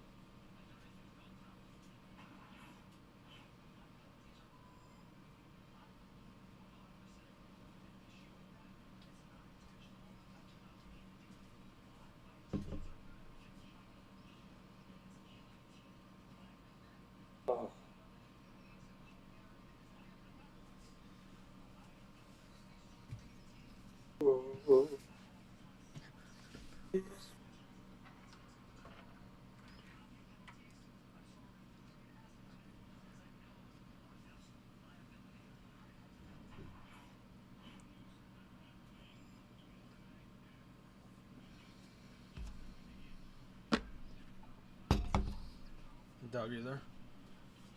Yep.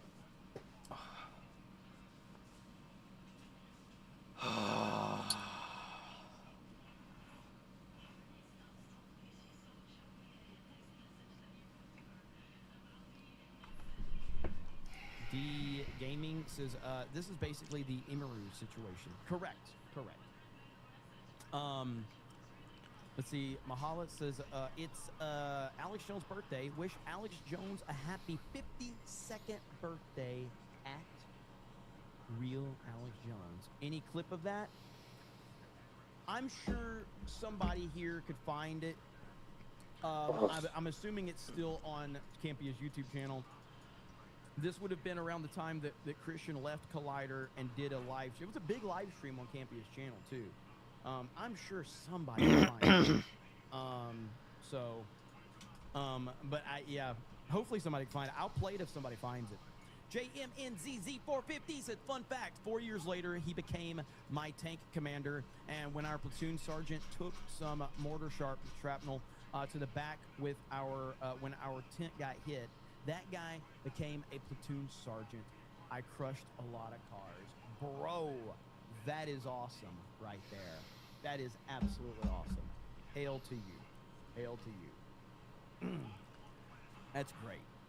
Thank you, JMNZZ450. Lytton for 20 says, don't lie to yourself. All successful men are whores, me included. You damn right we are. You damn right we are. I agree with that. Swirly BS says, put on a skirt. Okay, well, you guys have a great day. Appreciate all of the support. We will probably be back next year at this time. And maybe Swirly BS will get the fuck out of my... Please, someone remind me who played him.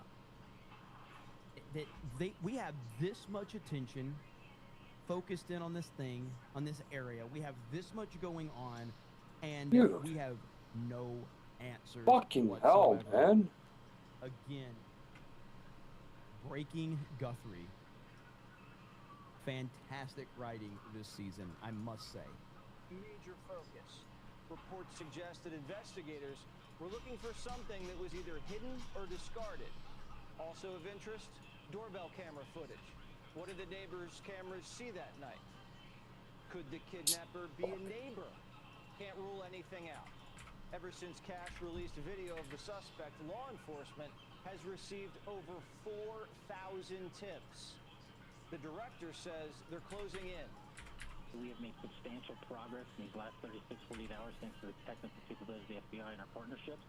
And I do believe we are looking at people who, as we say, are persons of interest. There are multiple people of interest in this case, and they're definitely local. Law enforcement has told me they are operating under the theory that this person lives in the Tucson television area, and that's why they've had so much contact with the local television stations there. After the SWAT and bomb squads went out last night, we thought we had them, but it was a false alarm. They picked up a delivery guy named Carlos after the FBI used cell phone and traffic data to track him down. That's according to ABC. And then his mother-in-law answered the door. They came out telling us that they had somebody gave a tip that the lady was in my house. I don't know her name. ¿Cómo se llama? We don't know her. I don't know who she is. I don't know anything about her. I have nothing to hide. There's nobody in my house, and I don't know what's going on. The feds interviewed Carlos, cleared him, but took his phone. Later on, he talked to Fox. Do you think you might deliver the package to Nancy Guthry's house? Oh, my...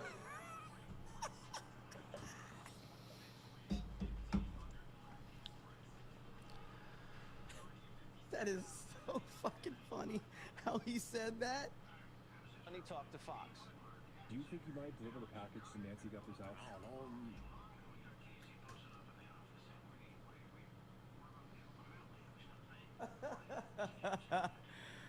Oh man. Might have been a possibility, I don't know. Did they indicate that you might have been on her property? You're not sure? Nah, they just came up, they did. Until right now, all I know is that they show my in-law a picture of somebody wearing a mask, or something, and they supposedly look like my eyes.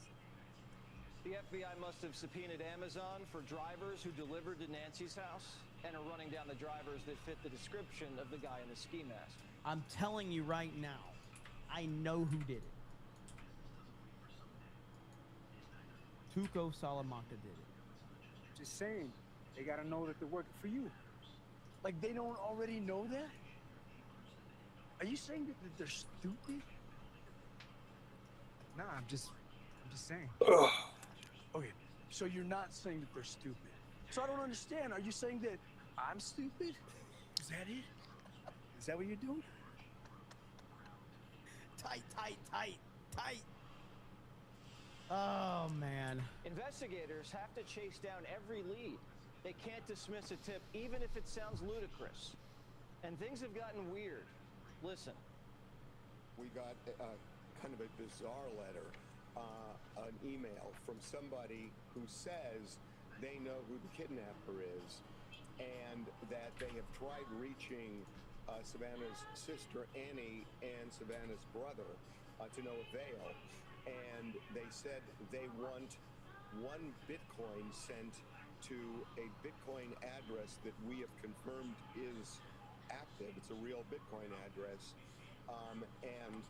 As they put it, time is more than relevant. Whoever sent this, and they actually give a name, and an email address. You gotta take it seriously. It could be legit. But if this guy really had the goods, he could have just gone straight to the FBI and collected the $50,000 reward. 1 Bitcoin's trading at 66,000. It's not much of a difference. Harvey's been acting as a conduit, so you gotta put it on air. But opportunists and copycats are coming out of the woodwork. We had that one phony just indicted for writing a fake ransom note. But this does beg the question, were any of the ransom notes real? Harvey says something's off. The thought. And do you want me to throw a big time spin into this one, everybody? Do you want me to throw a major plot twist into this season's Breaking Guthrie? Does anyone find it coincidental, with all of this stuff happening right now, people calling in with demanding Bitcoin because they have further information, magically a black glove appears out of nowhere? Guess who arrived in the United States late last night? None other than Benjamin Netflix Yahoo. Just saying. Netflix Yahoo shows up and all of a sudden things get a lot stranger. Just saying. That went into this letter doesn't match the thought of some.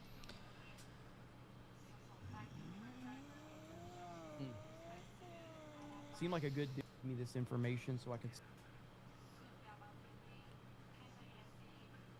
see. Which hockey movie? Right, Smelly Negro. Yeah, listen. Can you hear the stream? No, I'm not listening. Just listen to it for a second. It's funny. At least I think it's funny. Tell me when, if you're going to. Tell me when you're there.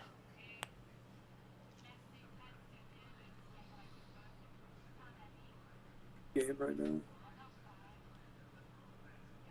What game are you playing? Blackness.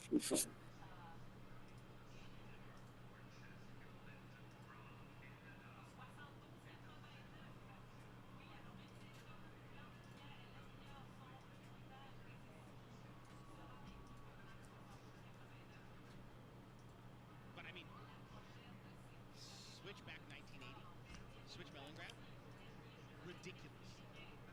Absolutely ridiculous. This is a qualification, and the tricks that we've seen here tonight could have won almost any big air ever.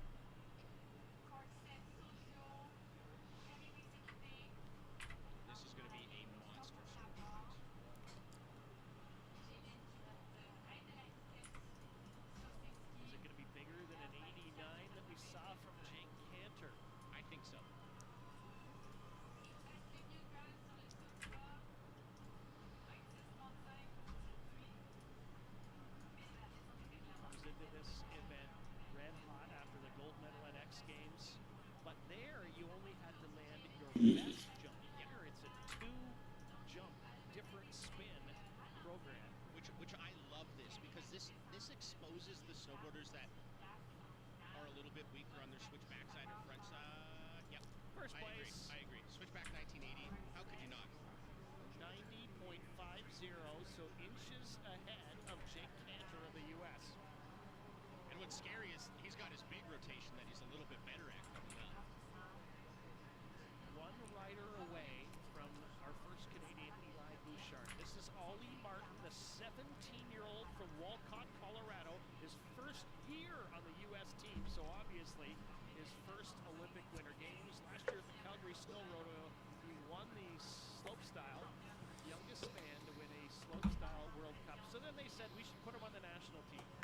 Absolutely. I mean, you said 1 year on the national team, and he's just consistent, right? He makes finals, and in the year coming up to a games, that's what you want, right? You want to be peaking and going down and up and down. Ollie Consistency. Martin of the U.S.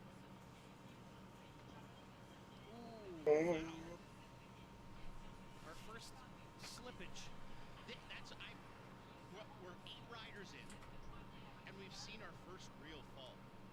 That speaks to how good this jump is riding and how good these boarders actually are. Let's talk about the changes that the coaches told us about as you explain this Ollie Martin jump. Yeah, so what happened, and this happens in all big air jumps, when they're first made, it needs to mature, is the word that Chris Wawicki, head coach, said. And I like that word a lot because what happens is you first build it, you need to tweak some things. It needs to get ridden in, and every time you groom it, it changes, right? Like this jump it's almost living, if you will. So it takes a couple days and a couple practice sessions to get it to where it really needs to be. So obviously Ollie Martin, he knows he can do better than a 19.75. Our first of 3 Canadians in the big air qualifying. Here is Lac-Beauport, Quebec's Eli Bouchard, the goofy foot rider who won a World Cup last year in Aspen when he landed a backside 1980, and he grabbed his board on the nose, a nose grab, and the judges loved it, put him on top of the podium. He's been a bronze medalist at the Junior Worlds. He's been a gold medalist at the Youth Olympic Games. Craig, you think he'll do his patented Bouche bomb to start? I think so. When you're in an event of this caliber, you've got to be unique. You've got to stand out, right? And a trick like this, that makes you stand out. Okay, so that would be called the McBoosh. That's what he's calling it, where he takes off his natural way of riding with his right foot forward, does 2 flips, and then lands switch. And it's kind of like a front side 90-degree rotation and then 2 side flips and then finishes it. What they said in that judges group chat is they're counting that as similar to a backside rotation for him, even though I think he spins front side, but it's such a unique takeoff. 90, 2 side flips, and then that little 180 out. Make him land switch. But I mean, you can't land any clearer than that, Rob. Is it worth something that it's different than what anyone else has done? That's exactly it, right? You're going to see a lot of backside 1980s. You're going to see a lot of switch backside 1980s. The fact that we're going to see Eli Bouchard and Frank Jobin has some very unique tricks as well. They stand out, and that's what the judges said. They want to see something unique, something different. 73.75 for Bouchard in his first of his 3 runs. So that's interesting. But we know he's got a lot more. He's got other tricks to build on that. So like what we saw from the American Red Gerard, get one down. It's not maybe you're going to be your highest score, but you can leave that for the final 2 jumps. Here is the reigning Olympic champion, Su Yiming from China, who won this year in the big air World Cup standings. Gold, as you'll recall, in China at Beijing in 2022. Silver in slopestyle. First rider to land a quad cork 1980 back in 2023. Now lands them regularly. So does a few other people. Yeah, so does pretty much everybody that's dropped in, apparently. I missed the memo. So his natural stance is goofy. So he is dropping in his natural way. Watch a backside rotation.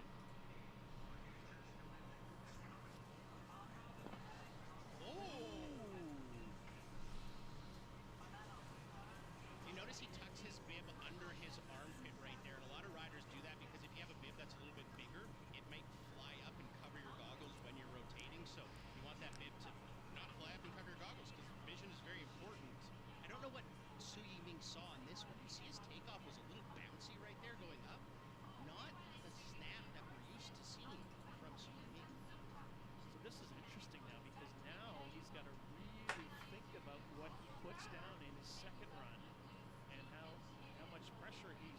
to himself here.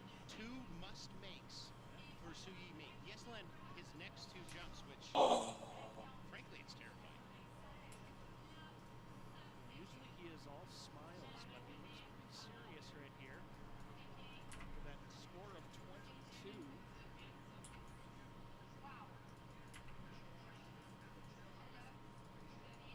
Second of 2 Chinese riders. This is Jae Chong-yu, the 19-year-old who was second to Su Yiming in the first World Cup at Senior Cars earlier this year. He's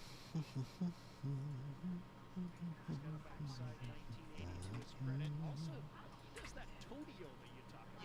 Yeah, that kind of, it's like a rodeo. So a flip 180 is what we call a rodeo in snowboarding. But when you say Todio, that's taking off the toes.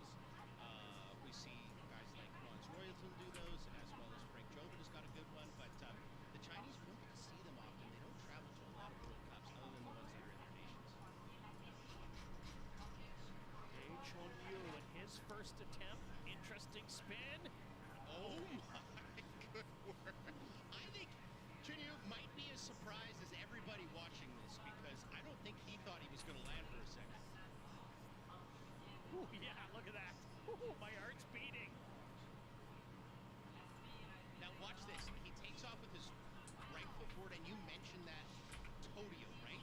Watch him take off the toes, but instead of popping up, he kind of drops his shoulders down and does more of an underflip. A very unique takeoff and rotation there. Now watch this right here. Kind of is just backflipping at the end, and you can see his mouth is open. That is such a blind landing. So essentially it's a triple Todio 1440.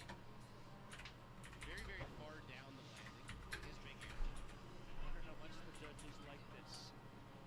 Not as much as we might have thought. 59.75. Very interesting.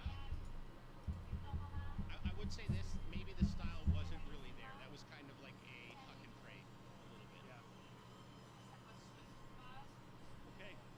From Norway, Øyvind Bjerkhaus, 23 years of age. He was 5th in the slopestyle at the X Games recently. His career best was earlier this year in Laux in Switzerland when he finished 4th in slopestyle.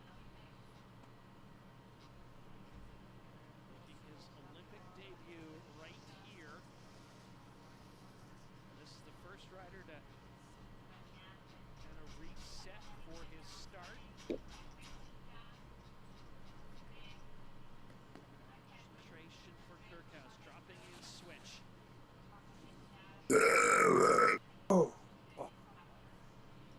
Switch. Oh! Ouch. Those hurt a lot. What are you building, dog? From experience, those suck, honestly. My oversized super starter shirt, dog.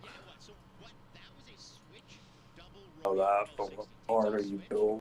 What I don't like What? about Øyvind's though is he does a full 360. What fucking part? But you'll see from the Canadian Frank The center frame. exact same trick. Now, this is contest commitment though, folks. You know your shoulders are keeping going. What he does is he digs his toe edge in and says, I'm not riding away. I'm not falling, but obviously when your shoulders are that far out over your toes, you are falling. All right, here comes the second of 3 Canadians in this contest. Cam Spalding, the pride of Havelock, Ontario. Crystal Globe winner last year in slopestyle. An excellent switch rider. Oh. Keep it simple, have fun. That's one of his mottos. The most unbothered human being on earth. Honestly. I love that. He was at the top of the X Games slopestyle. It's finals, high pressure. I mean, you've been looking at it for your entire career, and he's kind of just, what's up, guys? I want to be that. I want to be that Most too. But don't let that fool you. Trick selection, capabilities, strength, style. He possesses all of that. Can water ski like crazy too. Dropping in his natural stance. Here comes the first attempt for Cam Spalding. Yo. Stomps fail. Remains unbothered with a backside 820 100, and that smile says it all. Your first games, your first run, and it's bolts.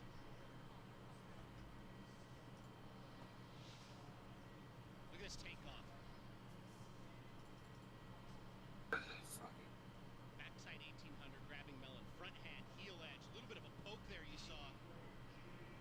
5 full times around. Backside rotation, as I mentioned, that's the back to the takeoff. A front side would be your chest, but Cameron Spaulding, a thing of beauty. Locks that grab in for such a long time. He almost held it for the entire 5 times around.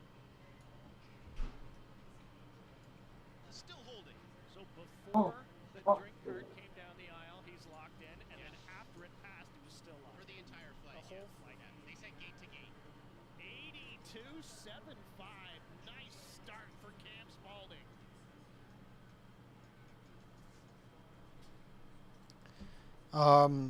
For your laptop, do you have a mouse or is it just the pad? Remember, folks, it's your 2 best runs, but your scores have to be spinning different directions as we get ready for American Sean Fitzsimons out of Hood River, Oregon.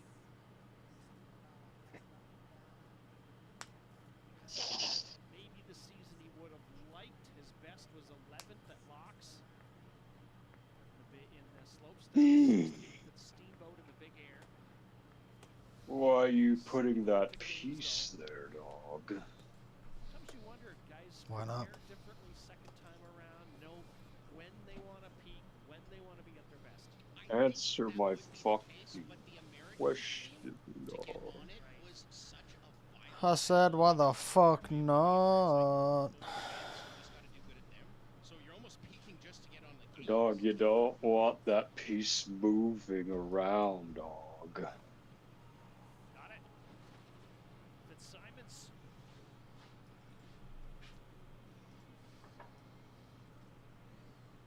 Oh, it's a fucking tornado in the sky. Fuck. Because I was trying to determine what I wanted to say. So this was a backside 1440. We're going to get a look at it again here. Dog, there's a goddamn tornado above my house. Damn dog. Is it chalked? It might be, dog.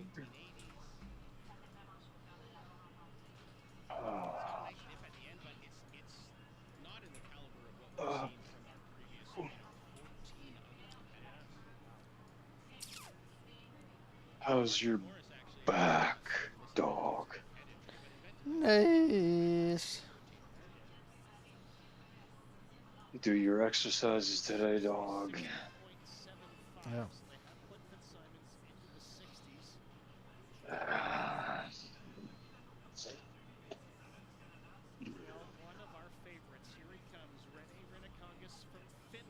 Do your around the worlds. Yep. Two-time X Games gold medalist. How many did you do, dog? Oh, I do 4 sets usually. 3 or 4 sets. How many reps? It's not about reps, it's about time or if it starts to hurt. How much time? Don't know, I don't count. Faggot. What?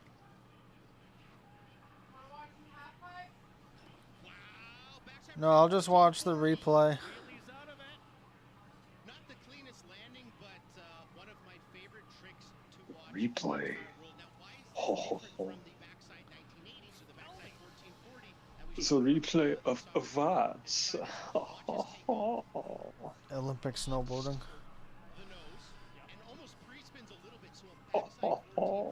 It's the only event worth watching anyway, so. What? Snowboarding. I don't even like I don't even snowboard, but it's by far the best or the most entertaining. We talked about that not being good on the backside and frontside rotations. The way that Rennie August does it, that's intentional, and the judges will Lego pick a brick. Ho, ho, ho.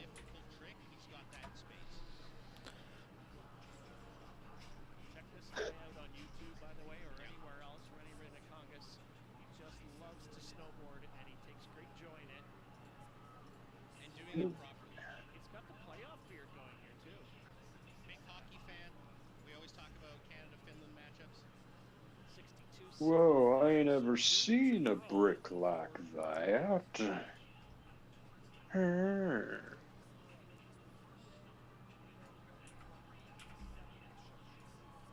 with Scandinavia. Our next rider from Donbas, Norway. Back in my days, we never had bricks like that. Nice, But you dude. kids have it easy. World champion, 8-time X Games champion. We actually had to fucking build the thing with our own hands. We didn't get the chance to plan it out in a computer.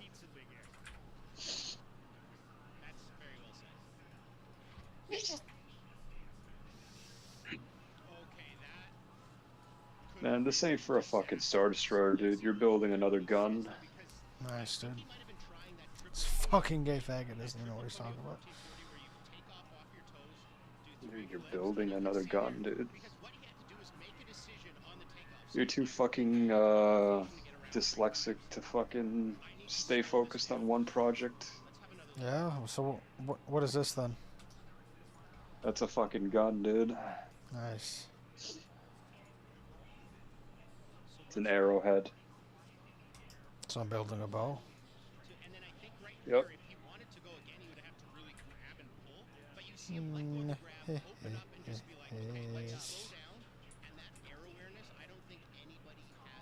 Fucking faggot got obsessed with fucking fishing. Couldn't catch a fish. Nice. It's fucking gay faggot, dude. Fucking faggot went to a fisherman to ask how to catch fish. That seemed to be my first problem there.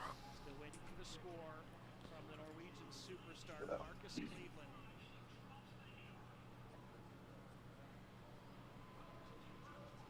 Fucking catches rocks instead. They're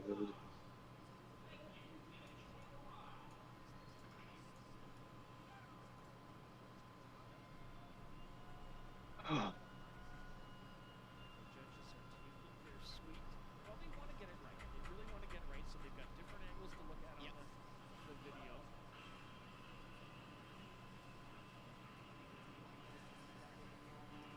Well, so let's say I'm a judge right now. This is not in the this is in the 45s, 50s. But what? I don't understand. That makes any sense. He's surprised. That doesn't make any sense. Totally surprised. I'm sorry, that doesn't make any sense. What just happened? An 80. Oh. We've had backside 18s. We've had front 18s. I mean, Dane Menzies did a frontside 18 triple perfectly and didn't get scored as high.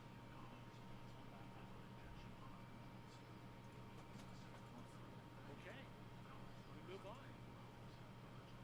French rider Romain Alamand coming into the games with confidence, winning the slope style at the prestigious Locks World Cup. Just missed the podium last year at World Championships. Fourth in both big air and slope style.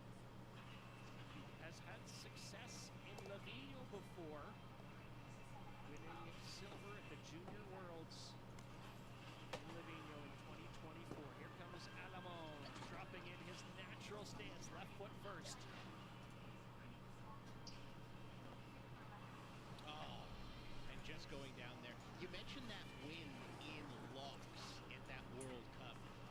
I wasn't as familiar with his game, and I was put on notice because he has some very, very good jump tricks. But I think, that pre-spin right there, that was very intentional as well, so very sick. But I wasn't as familiar with his game, and he's really surprised me with his rail prowess. He is definitely like a Marcus Cleveland in terms of he rides big air, but I think his specialty is more of a slope style rider. Lots to like on that one, other than the fall, so he's going to throw that one away. But is that beard? Does he look like a young Sidney Crosby like that? What a he's got fucking piece of shit. Contest 15-5 from 04 at Le Mans. Deep in thought, Canadian Frank Jobin, pride of Lec Beauport, Quebec. In his Olympic debut, his career highlight was just about a year ago, winning the Aspen Slopestyle World Cup. He's an incredible rail rider, which we'll witness next week in slopestyle. This year he has gotten progressively better in every World Cup. Regular-footed rider, so his natural stance is left foot first. Let's see how he drops in here. That's the way he drops in. What are you expecting here, Craig? This is going to be a backside double rodeo. I was wrong once. I'm not wrong here. Backside double rodeo. 1260 for Frank Jobin, executed brilliantly. And that, Rob, that was his sketchier trick, if you will. So he's got a switch double rodeo 1260 that he can mirror to this. Watch this. Backside rodeo, 1, 2 off axis dips, 3.5 full times around. Look at that takeoff. Frank the Tank has done so much work on this rotation, and to see it done perfectly on the world's biggest stage, take your hat off, Canada. You work hard, you get rewarded. Clean landing. Coaches Elliot Patton, Chris Witwicky, there's Jeremy Shepard. They love it. Frank Jobin says, what do you got? You got an 84.75 for Frank Jobin. He slides into 4th place. So Jobin is 4th. Cam Spalding is 5th. They're both ahead of Marcus Cleveland.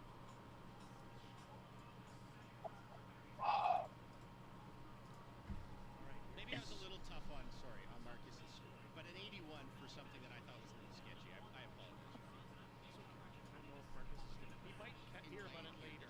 Sorry, Mark. Rocco Jameson, New Zealand, already an X Games success story. Bronze there last year in Aspen, silver there this year in Aspen. Craig, you were there amidst the snow, and you were busy. You were a busy guy. We were busy. We were outside the whole time in a blizzard. Rocco's got a trick that he calls the Rubik's flip. I don't know if we're going to see that here.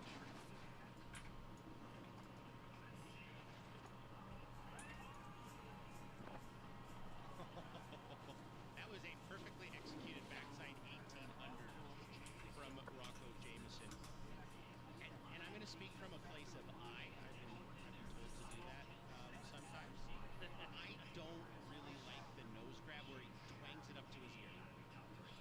Okay. And that's not my favorite grab on that rotation. Yes, that's an 1800. But see this grab where he kind of pulls it up? No, it's not my favorite. It's not stacked up. But I'm not taking anything away from his takeoff and his landing. Very, very solid. Just not my favorite grab.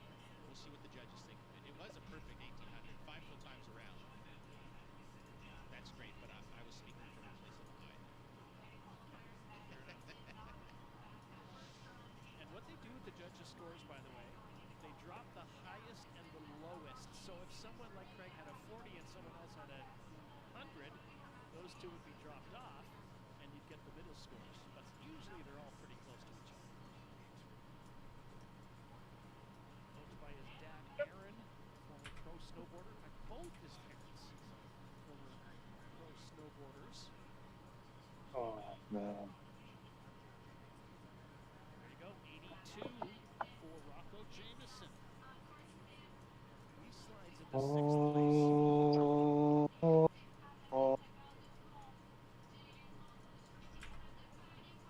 Well, the home crowd is going to get a chance to cheer on one of their own. Here comes Ian Mattioli, 20-year-old Italian, bronze at the Junior Worlds a few years back.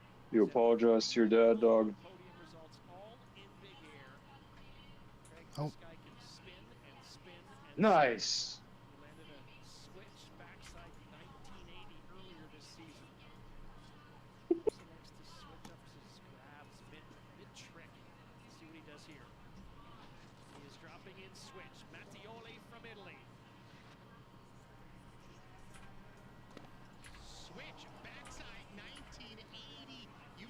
what if your house got like robbed or whatever? Like you guys all got held at gunpoint, and then like after your dad just starts blaming Trump. What would you say to that? Who's sitting in first right now? It is Big Campers 89. I don't know. Still, I thought, no, It was Ogiwara. Hiroto, yeah, Ogiwara. Would I have Did you anything to hear me? say? Yeah, I'm not sure what I would say. Grab switch melon or regular stale fish, whichever parties you, whichever camp you sit in. I like regular stale fish. Oh, I damn didn't get it. to mention stale fish on the show, Craig. It's my favorite day. When I heard you guys arguing, you kept saying like he didn't understand. Why would you say he didn't understand like I don't know. I think like a tariff at one point came up. And you said he didn't understand that. Well, one reason why I said he didn't understand tariffs is because the free trade that Canada and the U.S. either has or had, specifically with the automotive industry, is for places like Mexico and China to bypass the cost or the tariffs. They would go through Canada, and since they have free trade with Canada, they wouldn't have to pay tariffs because it'd be coming from Canada, not China.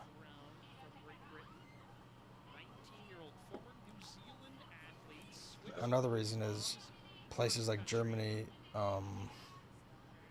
charge 10% tariffs on their automotive industry. That's why you either don't have many Audi dealerships here, or manufacturing plants, or like literally none at all, because they're all in Germany, or most of them are, and that's why you can get the special editions there for as much as like a normal one is here. So yeah, like all other places charge tariffs on their automotive industry if they're gonna build cars in the U.S. And it's not just Germany; it's other countries as well. It's going to be 218s.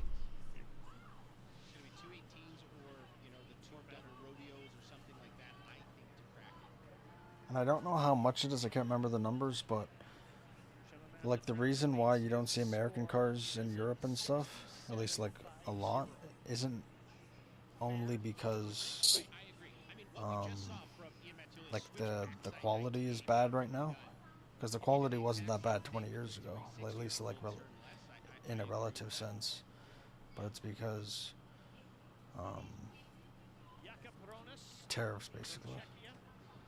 Two top fives on the World Cup circuit. Oh. Rare rider without goggles.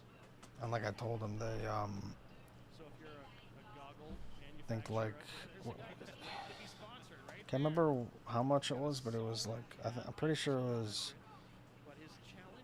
in the trillions in terms of revenue from tariffs, so it's not making things worse.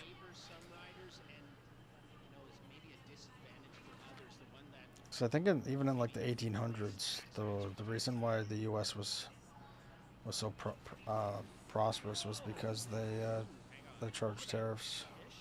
That's how it was for a while. Can't remember like who specifically started it, but Jakob, or as he's affectionately known in snowboard circles, Kuba. I'll write that down.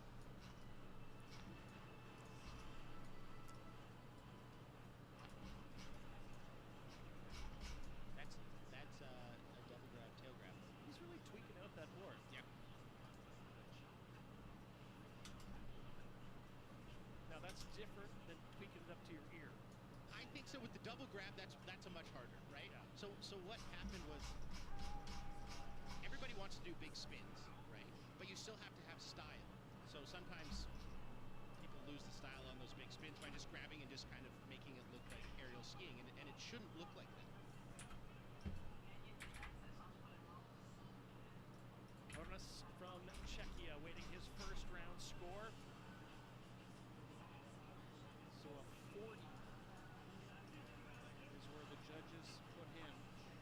Yeah, like he thought,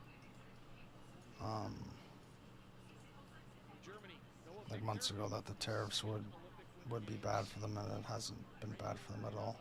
European circuit before graduating to the big tour. Season best result was 13th in loss at the slopestyle. Here he is, the 24-year-old goofy-footed rider.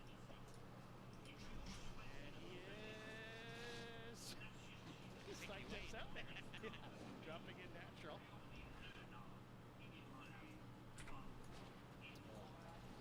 Now here's actually a teaching moment right here for those that are kind of new to snowboarding a little bit. When you see these big rotations and you see somebody keeping the rotation flat. So what I mean by that is not going off axis and not looking very flippy in it.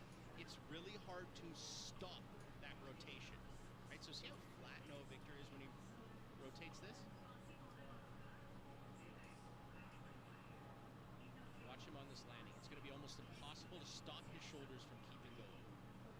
So it's a little bit safer to rotate flat. You're not going upside down and risking landing on your back, but it's much harder to stop that rotation.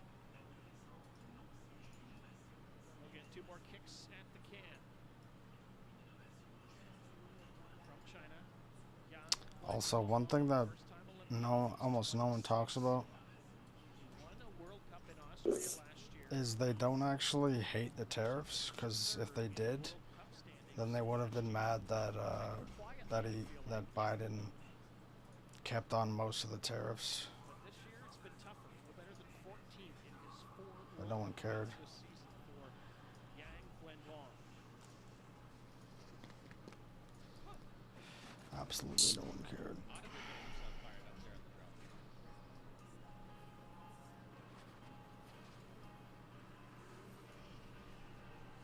And almost the exact same fall we just saw from the German Noah Victor is, throwing that rotation so hard off the takeoff that there's almost no chance you can stop it. Okay, let's update folks on where the Canadians sit right now. Frank Jobin, top Canadian right now in 5th place. And then Cam Spalding right behind him in 6th. And Eli Bouchard is sitting in 12th place. Remember, 12 qualified to the final. 2 scores. And because Mark McMorris had to pull out of this contest, the door was open for Val Gaselli, the 20-year-old Aussie who's already in his 2nd Olympic Winter Games. This guy is a triple threat in all of the style disciplines. Here he comes. He is dropping in switch. Val Gaselli from Australia.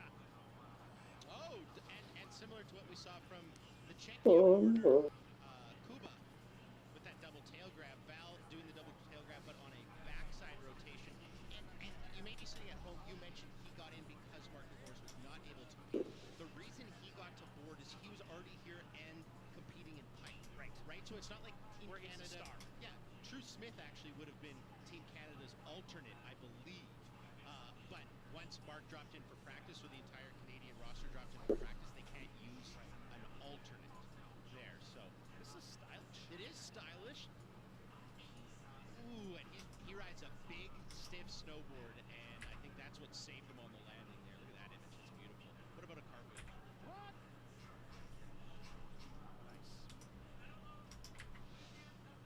Won World Cup medals in all 3 disciplines. 73-5 for Val Gaselli, the Australian. He's giving himself a chance.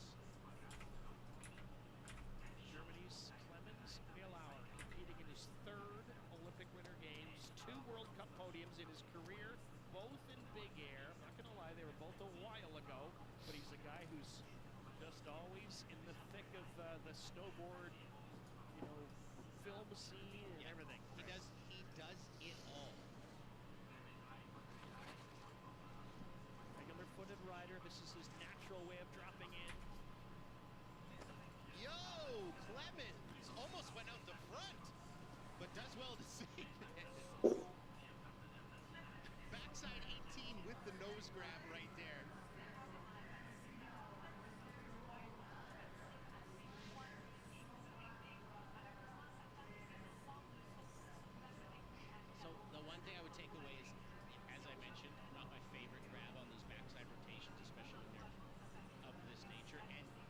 rotated a full 360 before he actually got a purchase of the grab.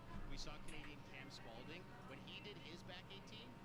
That was grab melon from the time he took off, and he almost landed on his fingers. I thought it was going to be a safety hazard. So that's those execution. Folks at home, when I talk about execution, that is what the judges look for. Like, are you getting your grab? Are you locking it in? Is it grabbed in the right place? So a land from Clemens, but well, 78-25.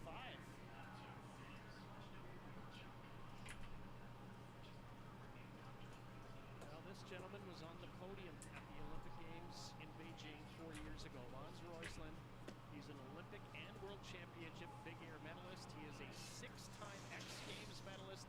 Interestingly, though, 5 of those 6 coming in slopestyle. He's a regular-footed rider. Started snowboarding in Whistler, BC, way back in the day. He was 8 years old. Watch this switch backside rodeo. Off the heels. Love it. Oh my goodness. Judges, you have your plate full on this one. This is what he went down on in X Games Big Air this year, right? A couple Very first jump. Very first jump. A absolutely devastating slam for Mons Roisland. Here makes no mistake. Switch off the heels. Kind of fakey ollies it, if you will, but we saw that double rodeo 1260 from Frank Jobin. This is the mirror of that, right? He's taking off switch and a little bit more off the nose. Love that 9-decker snowboard, too. Yeah, gorgeous. That's his pro model right there.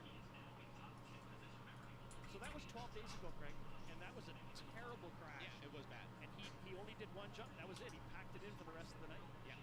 That was scary. It was very, very scary. And when you're watching stuff like that, you think, are they going to be ready for the games? Clearly, Mons is ready for this big air. It was 4 years ago in Beijing. He went from 5th to silver in his final round. He can handle the pressure. How about that? 86.75 slides into 4th place. Mons Roisland says thanks to the crowd and maybe thanks to the judges. We say thanks to Mons. Absolutely. And if I'm Frank Jobin right now, I would look at that score and I would be licking my lips knowing I have that exact same trick and I can do that almost on luck. All right, from France, Enzo Valax competing in his first Olympics. Bronze in big air at the Junior Worlds. That was a long time ago. He was 6th in big air at World Championships last year. See what he's got here. He flew so fast he went right out of screen. Oh, yeah. But goes down there on the landing, unfortunately.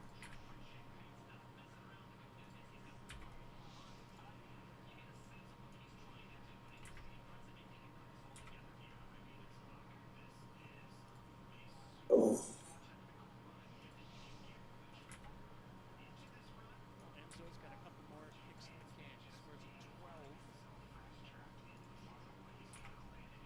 Remind me which way he spun again? Dog, that one. Lighter red. Gotta fix that. Thanks for pointing that out, dude. I wouldn't have known if you didn't say that. You're welcome, dog. Jonas Hassler from Switzerland, just 19. This is another one of your double threats. He's good in half pipe. He's on big air here. He's pretty good in slopestyle. I guess you call him a triple threat in his Olympic debut. Just 19. And he is dropping in switch.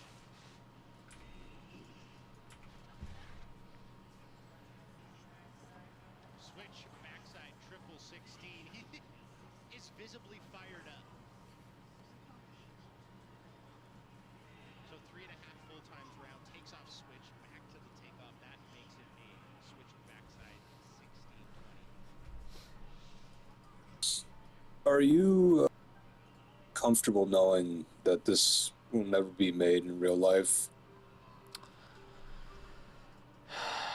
For the most part, yes, but I also have that delusional part of me that thinks I'll be able to afford it one day. Uh-huh.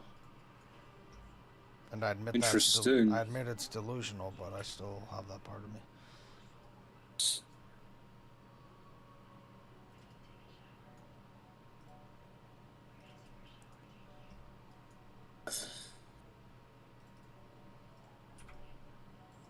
You know, I feel like God could throw me a bone and let me build a few of these. But what we have seen here thus far is nothing short of And what would that bone have to be money-wise for that to be possible? I don't know. Guess I'll know when it happens. You know what Jonas was saying to the reporters earlier this week? He loves the food so much that he reckons he's going to gain about 5 kilos by the end of the Olympics. Well, maybe you need to spend all of your money on lottery tickets.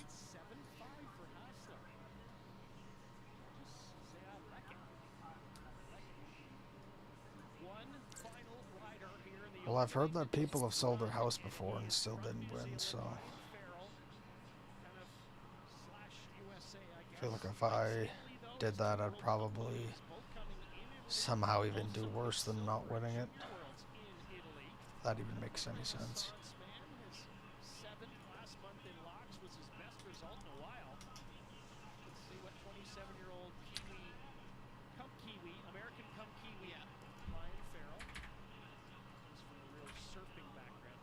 Absolutely, yeah. His dad is from New Zealand, his mom is from Hawaii, and actually won a X Games gold medal. The very first X Games. Here's Lion Farrell, left foot forward, backside. 1800! Looked good until it didn't. It didn't.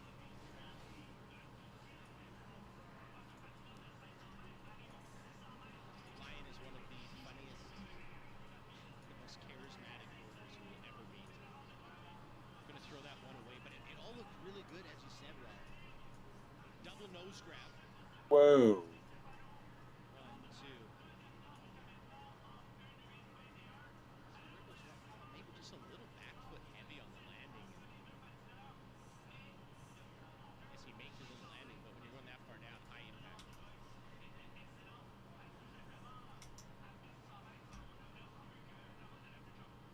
So that concludes the opening round, and all 3 Canadians have landed their first runs. They are all in the mix right now as we speak. Eli Bouchard has slipped to 14th, but he is still in the mix. Jobin and Spalding are sitting 6th and 7th right now.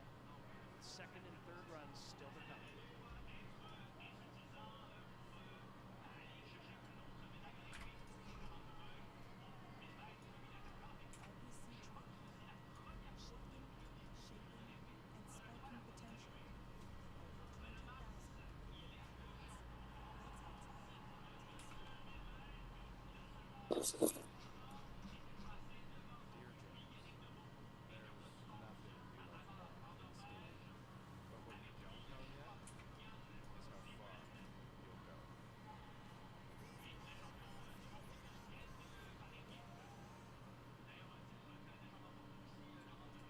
I believe those who are curious see the world differently. At Viking, we have always been curious and quite a bit different. For over 25 years, we've been connecting the thinking person with the world. First on the great rivers, then on all 5 oceans, now on all 7 continents. We are one Viking, exploring the world in company. By joining the skilled trades, you'll make a living while making places to live. You'll build a strong, stable career for today and for tomorrow.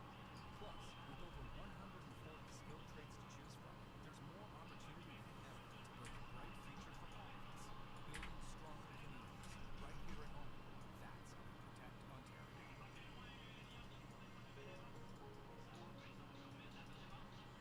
Craig needs to spin the opposite direction.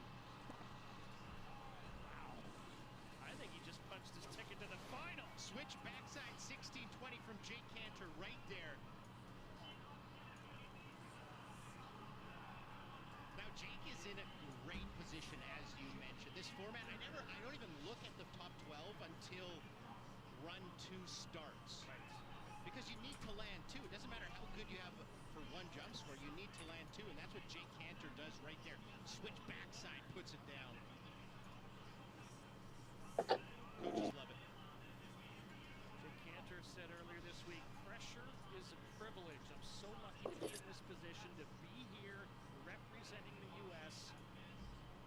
Oh, yeah. Other people. There you go. 160.25. So that run was a 71.25. Jake Cantor has put himself in a great spot. So that will obviously, simple math, he's the only one that's got 2 scores put together. He's going to be jumping in first, but that leaderboard will now be essentially musical chairs.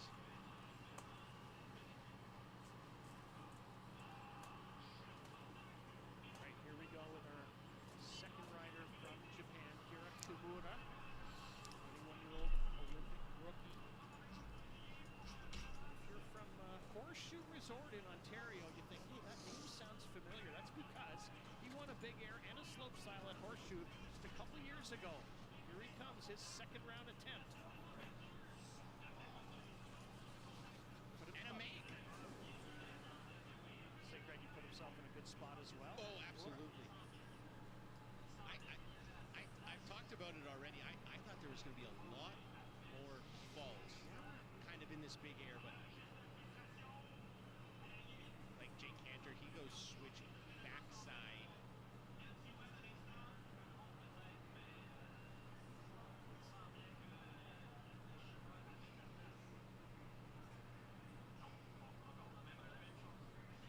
Whoa, switch backside 1800. Wow.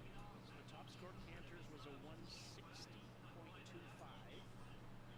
So this is really interesting, right? So Jake Cantor's leading this. He had a backside 1980 into a switch backside 16. Kira Kimura had a backside 1800 into a switch backside 1800. So better. So his second score is better than Jake Cantor's. But his first score obviously wasn't. Right. The judges liked it. Yep. I liked it. All right, James Menzies, scoopy-footed rider from New Zealand.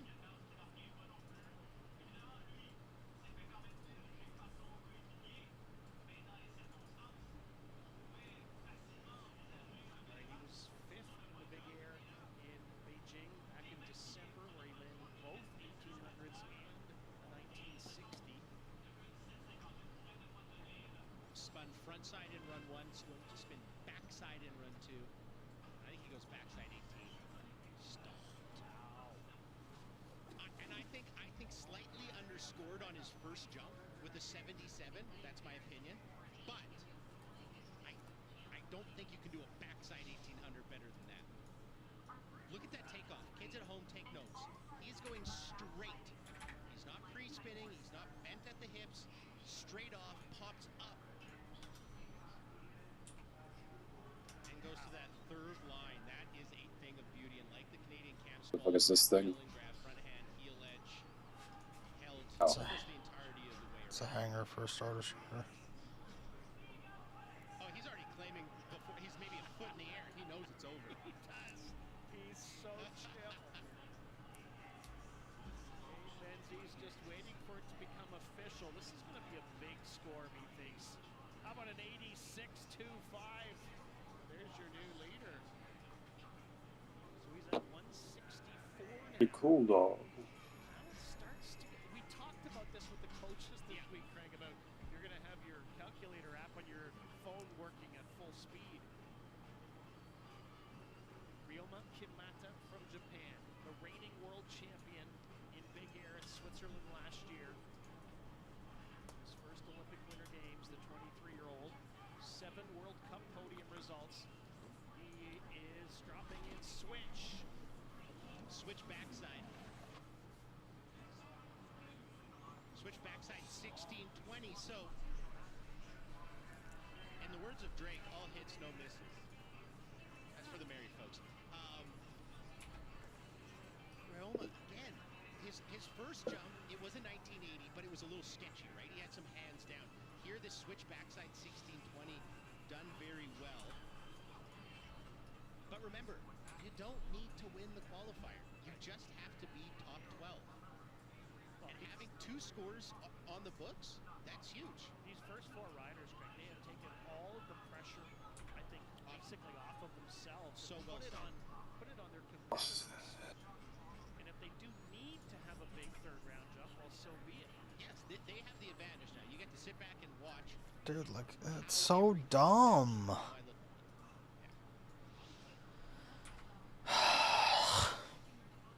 Yamata, who goes into 4th place. Back to the drawing board. He could improve on maybe that 1980 he had spin earlier. All right, Red Gerard. Here's what I want to say about Red, Greg. What do you want to say about him? If you think that most people have some nice family support, well, I'm pretty sure Red tops you. He had 22 family members in Pyeongchang when he won gold. He's got 45 in Italy. He's got 45! The Gerards travel heavy. Backside 18, count it. Wow. So, Rob, I want to talk strategy, and we're going to be talking a lot of strategy in Run 2. Red Gerard took an opposite approach to what we saw from Jim Cantor, what we saw from Dean Menzies, or maybe Kira Kimura. He went with that switch of backside 16, 21st, right? So he knows, 9 out of 10 times I'm going to land that clean. That allows him to try his backside 1800 twice. Here he gets it perfectly because he's that good. But there's just two different ways of doing it. Do you do your safer trick on run 1 and allow yourself 2 tries for your harder trick? Or do you do your hardest trick on run 1 and give yourself 2 tries off the stop and then make sure you only have 1 for your easier trick? There's 2 different schools of thought. And Jake Cantor and Red Gerard, both competing for America, go different ways on that one.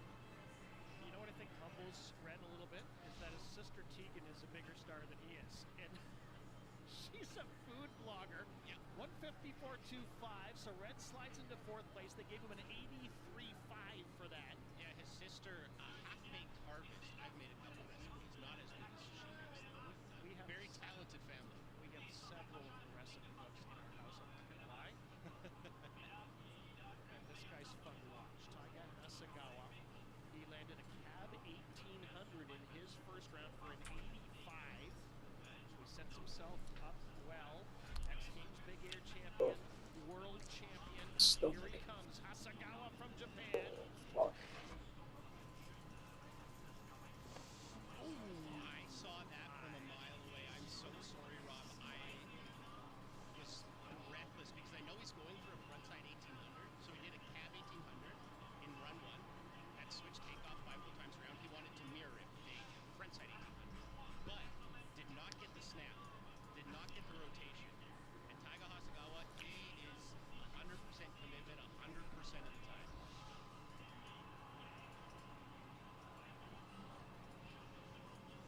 So the good news for him is that he's got that 85 to build off of in his 3rd round. Yes.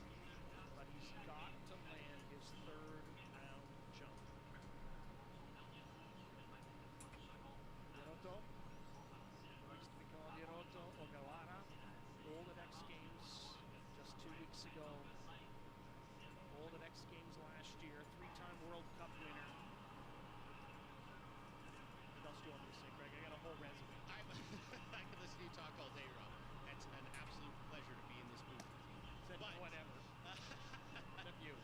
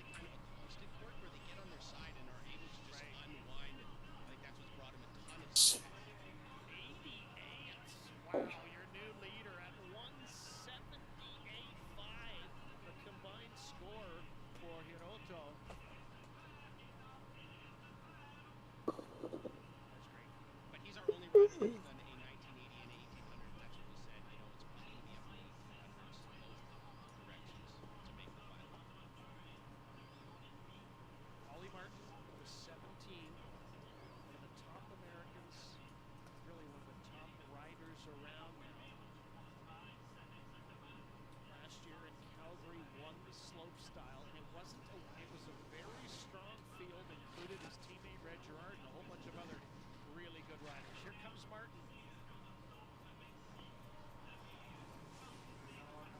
This format, Rob, just creates suspense. It creates pressure. Hey, that's like 15 of the entire Gerards there with red at the bottom, but Ollie Martin comes correct. If you fall on run one, like we saw from Su Yiming, like we saw from Ollie Martin, you have no choice but to be perfect for the rest of the competition. Do you know that Ollie Martin has a snowboard guy, like a figurine, that he used to carry around when he was a kid? And that's how he would learn to do the tricks. You know what's funny, actually? I know this is as we watch Ollie Martin's fantastic second jump, but there's so many different ways of learning, right? Like for me, it was watching videos constantly. For Ollie Martin, it was doing that. Park builder Charles Meckinsale, he would draw it frame by frame, a trick on a piece of paper. Like how you understand a trick is so unique. Well, the judges loved it. 82.25. So he's given himself a chance. Ollie Martin. Here comes Canadian Eli Bouchard.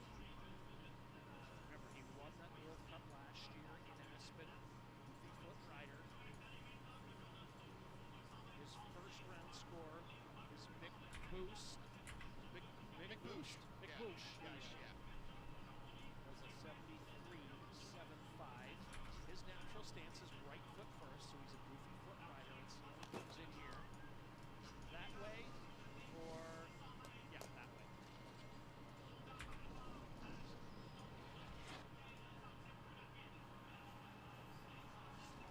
Okay. He likes it. He likes it.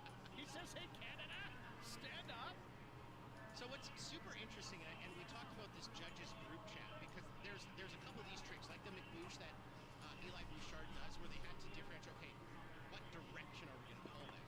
And yes, he takes off frontside on the McBoosh, but they're calling it a backside rotation, so that allows him to do this, the front side triple 16.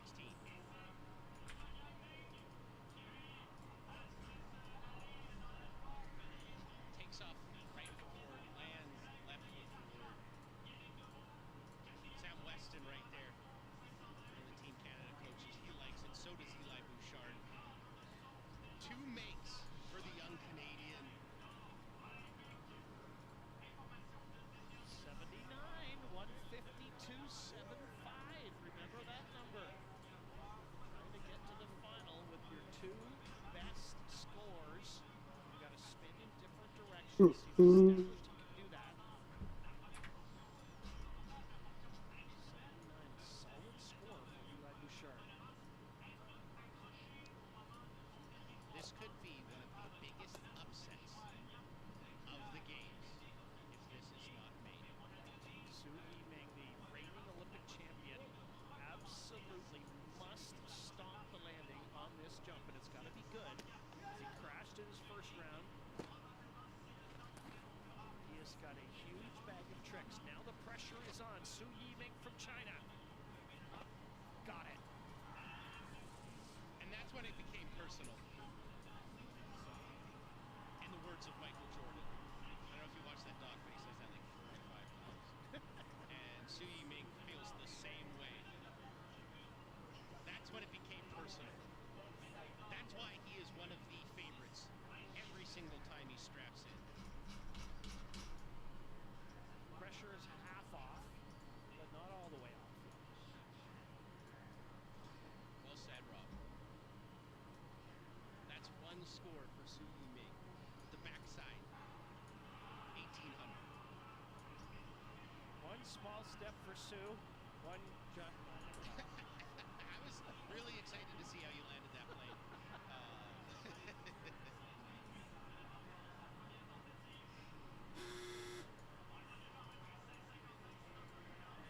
Really good landing for Su Yiming, and a score of 87.75. Pretty nifty for the reigning Olympic champion.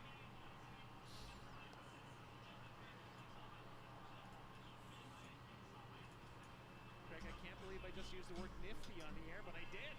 It almost went unnoticed, but I love it. It was nifty. All right.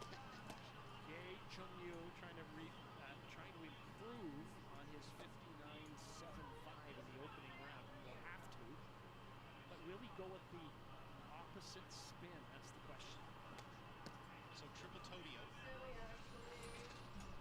really didn't like it. No. Oh, he will? Okay, so he's going... Ooh. So that's really going to limit his options here.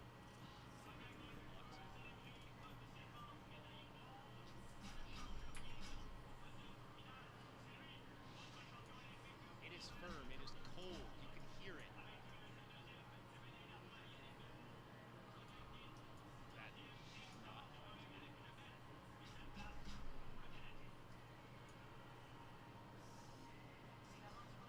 He's got his work cut out for him.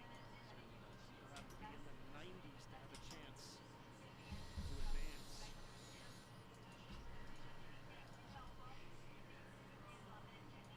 Kirkhouse, the rider from Norway, is next. He tried a switch jump at his first and fell. So does he go back with that now? Or does he go with his... I won't even go back to the well. Yeah. The backside rotation, he's very capable of that.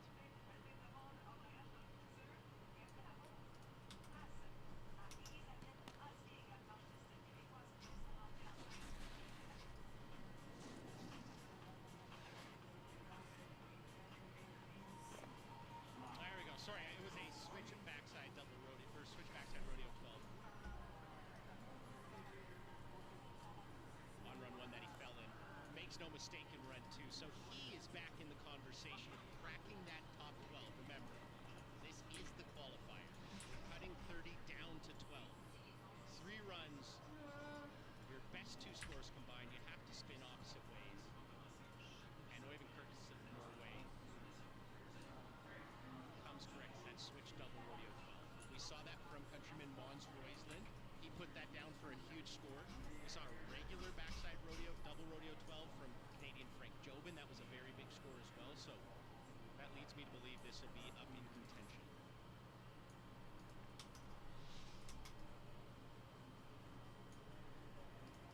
The judges agree. They do. 84-25. We really like that from the Norwegian Kirkhouse. Next up, Canadian Cameron Spalding had a backside spin in his opening run at 1800. They gave him an 82.75. So that means he spins front side here. He says with a question mark at the end of his... Front side or switch backside. Front side or switch backside, right? That backside rotation for a left foot forward, that means he spun to his right. So now he has to spin counterclockwise, which would be front side or switch backside for Cam. He's got a great switch backside takeoff. He's got a great front side takeoff. The world's his oyster. Last year's Crystal Globe winner in the slope style. I'll be back.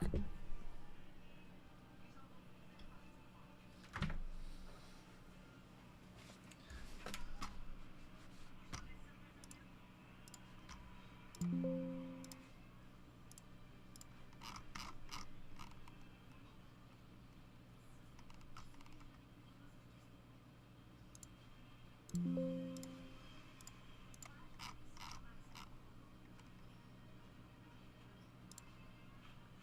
you.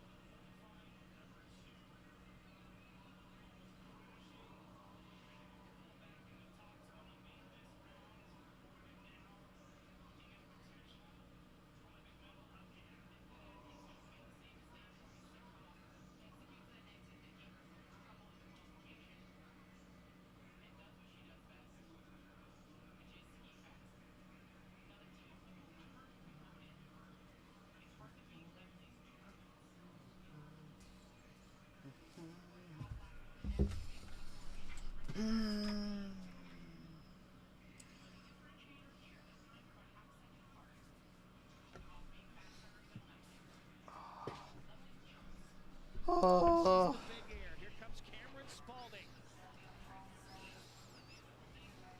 Frontside 1440 chicken salad grab. That's front hand between the legs on the heel side edge of your board. The Canadian faithful there, they like it.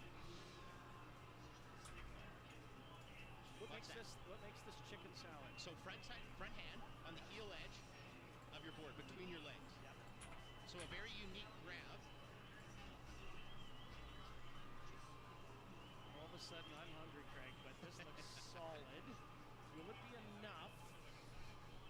Execution through the roof. The grab is unique, but it is a 1440, right? That's only 4 full times around, and we've seen a lot of 1800s. We've seen some 1980s.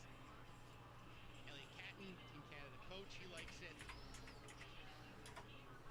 First round score was 82.75 for Cam. Second round score, a little bit lower, we suspect 62.75. Has him at 145.5 in 8th place right now. So room to improve, but he's safe for now. And a long way to go.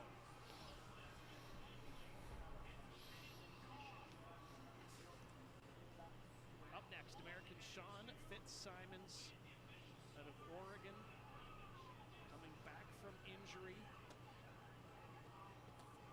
this year.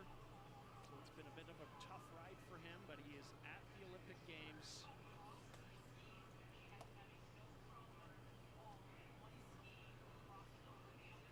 He suffered from a broken pelvis, and I've broken my pelvis before, and it's not fun. I would not recommend it to anybody if you're thinking of it. Good to know. Yeah, I was thinking about it. Yeah, okay, thank you.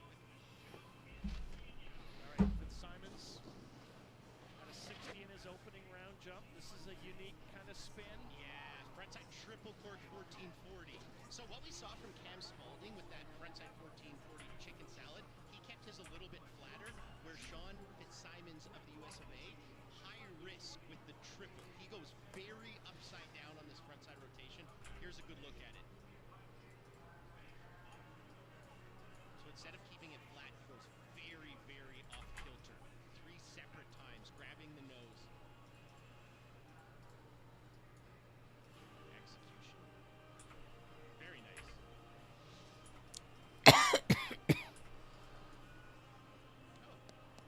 Louis Vito, the former American, now competing for Italy in this half fight, cheering on Sean.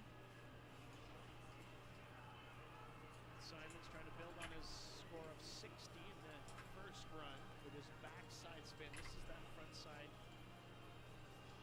the nose grab. So backside 1440 and frontside 1440. So he's into 9th place right now, just behind Cameron Spalding with that 75.25.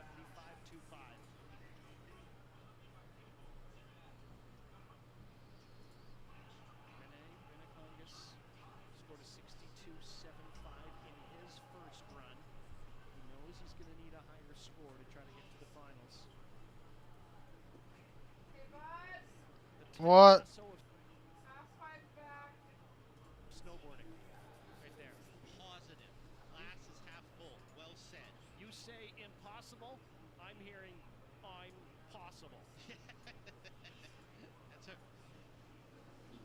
always a smile on Rene's face. Here comes Rene. Renekongas, his second round. Okay.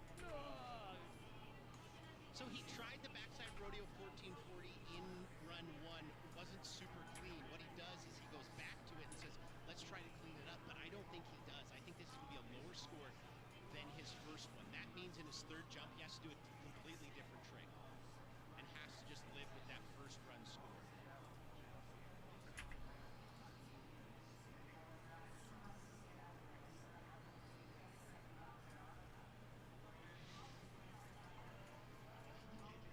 So Rene knows this isn't going to be good. But it's his duty to wait for the score. Give the thumbs up. Stay positive.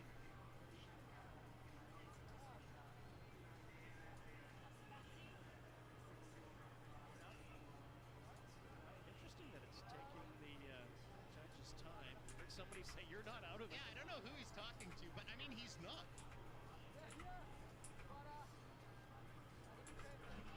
Oh, you hear him say he needs to change things, and that's what he's got to do.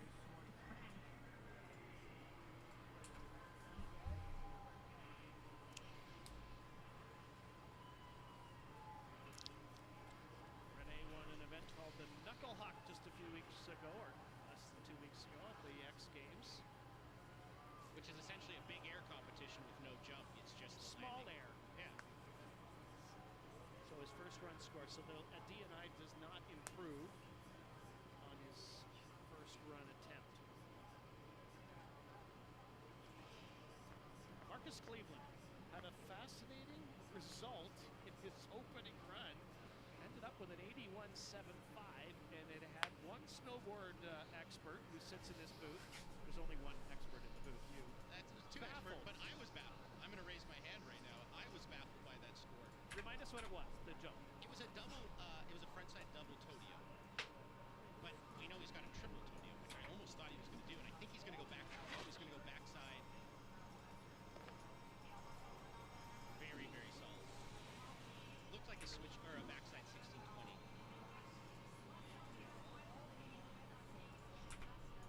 But sometimes I forgive you for not being able to. Well, sorry, I see Eric was a little bit different right there. But he's got that pre-backside rotation, so they're going to add something to it right there.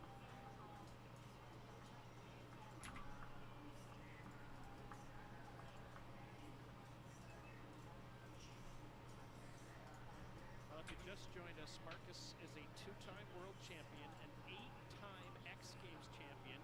I feel like they invented the knuckle hawk for him. Well, I mean, I think he invented the knuckle huck for us, honestly. You mentioned Rene Rekongas, who just won the knuckle huck in X Games a couple weeks ago. That was kind of made because Marcus Cleveland can do all these wild tricks just off the knuckle. He's so capable. You saw Mons Royce and Countryman cheering him on, and it was a backside 1620 with pre-butter there. When I say pre-butter, that's on the takeoff. He starts his rotation. It's not a pre-spin, which the judges don't want to see. It's intentional. Off the front foot popping. Fast feet. To build off his 81, and an 80.25 puts him in a really good spot, as in 3rd place. Here's where the things sit right now for the Canadians. Eli Bouchard has had 2 jumps. He's in 7th. Cam Spaulding's had 2 jumps. He is in 9th. And here comes Romain Alamand, the teenager from France. Winner at locks in slopestyle last month. 4th in big air at the World Championships last year.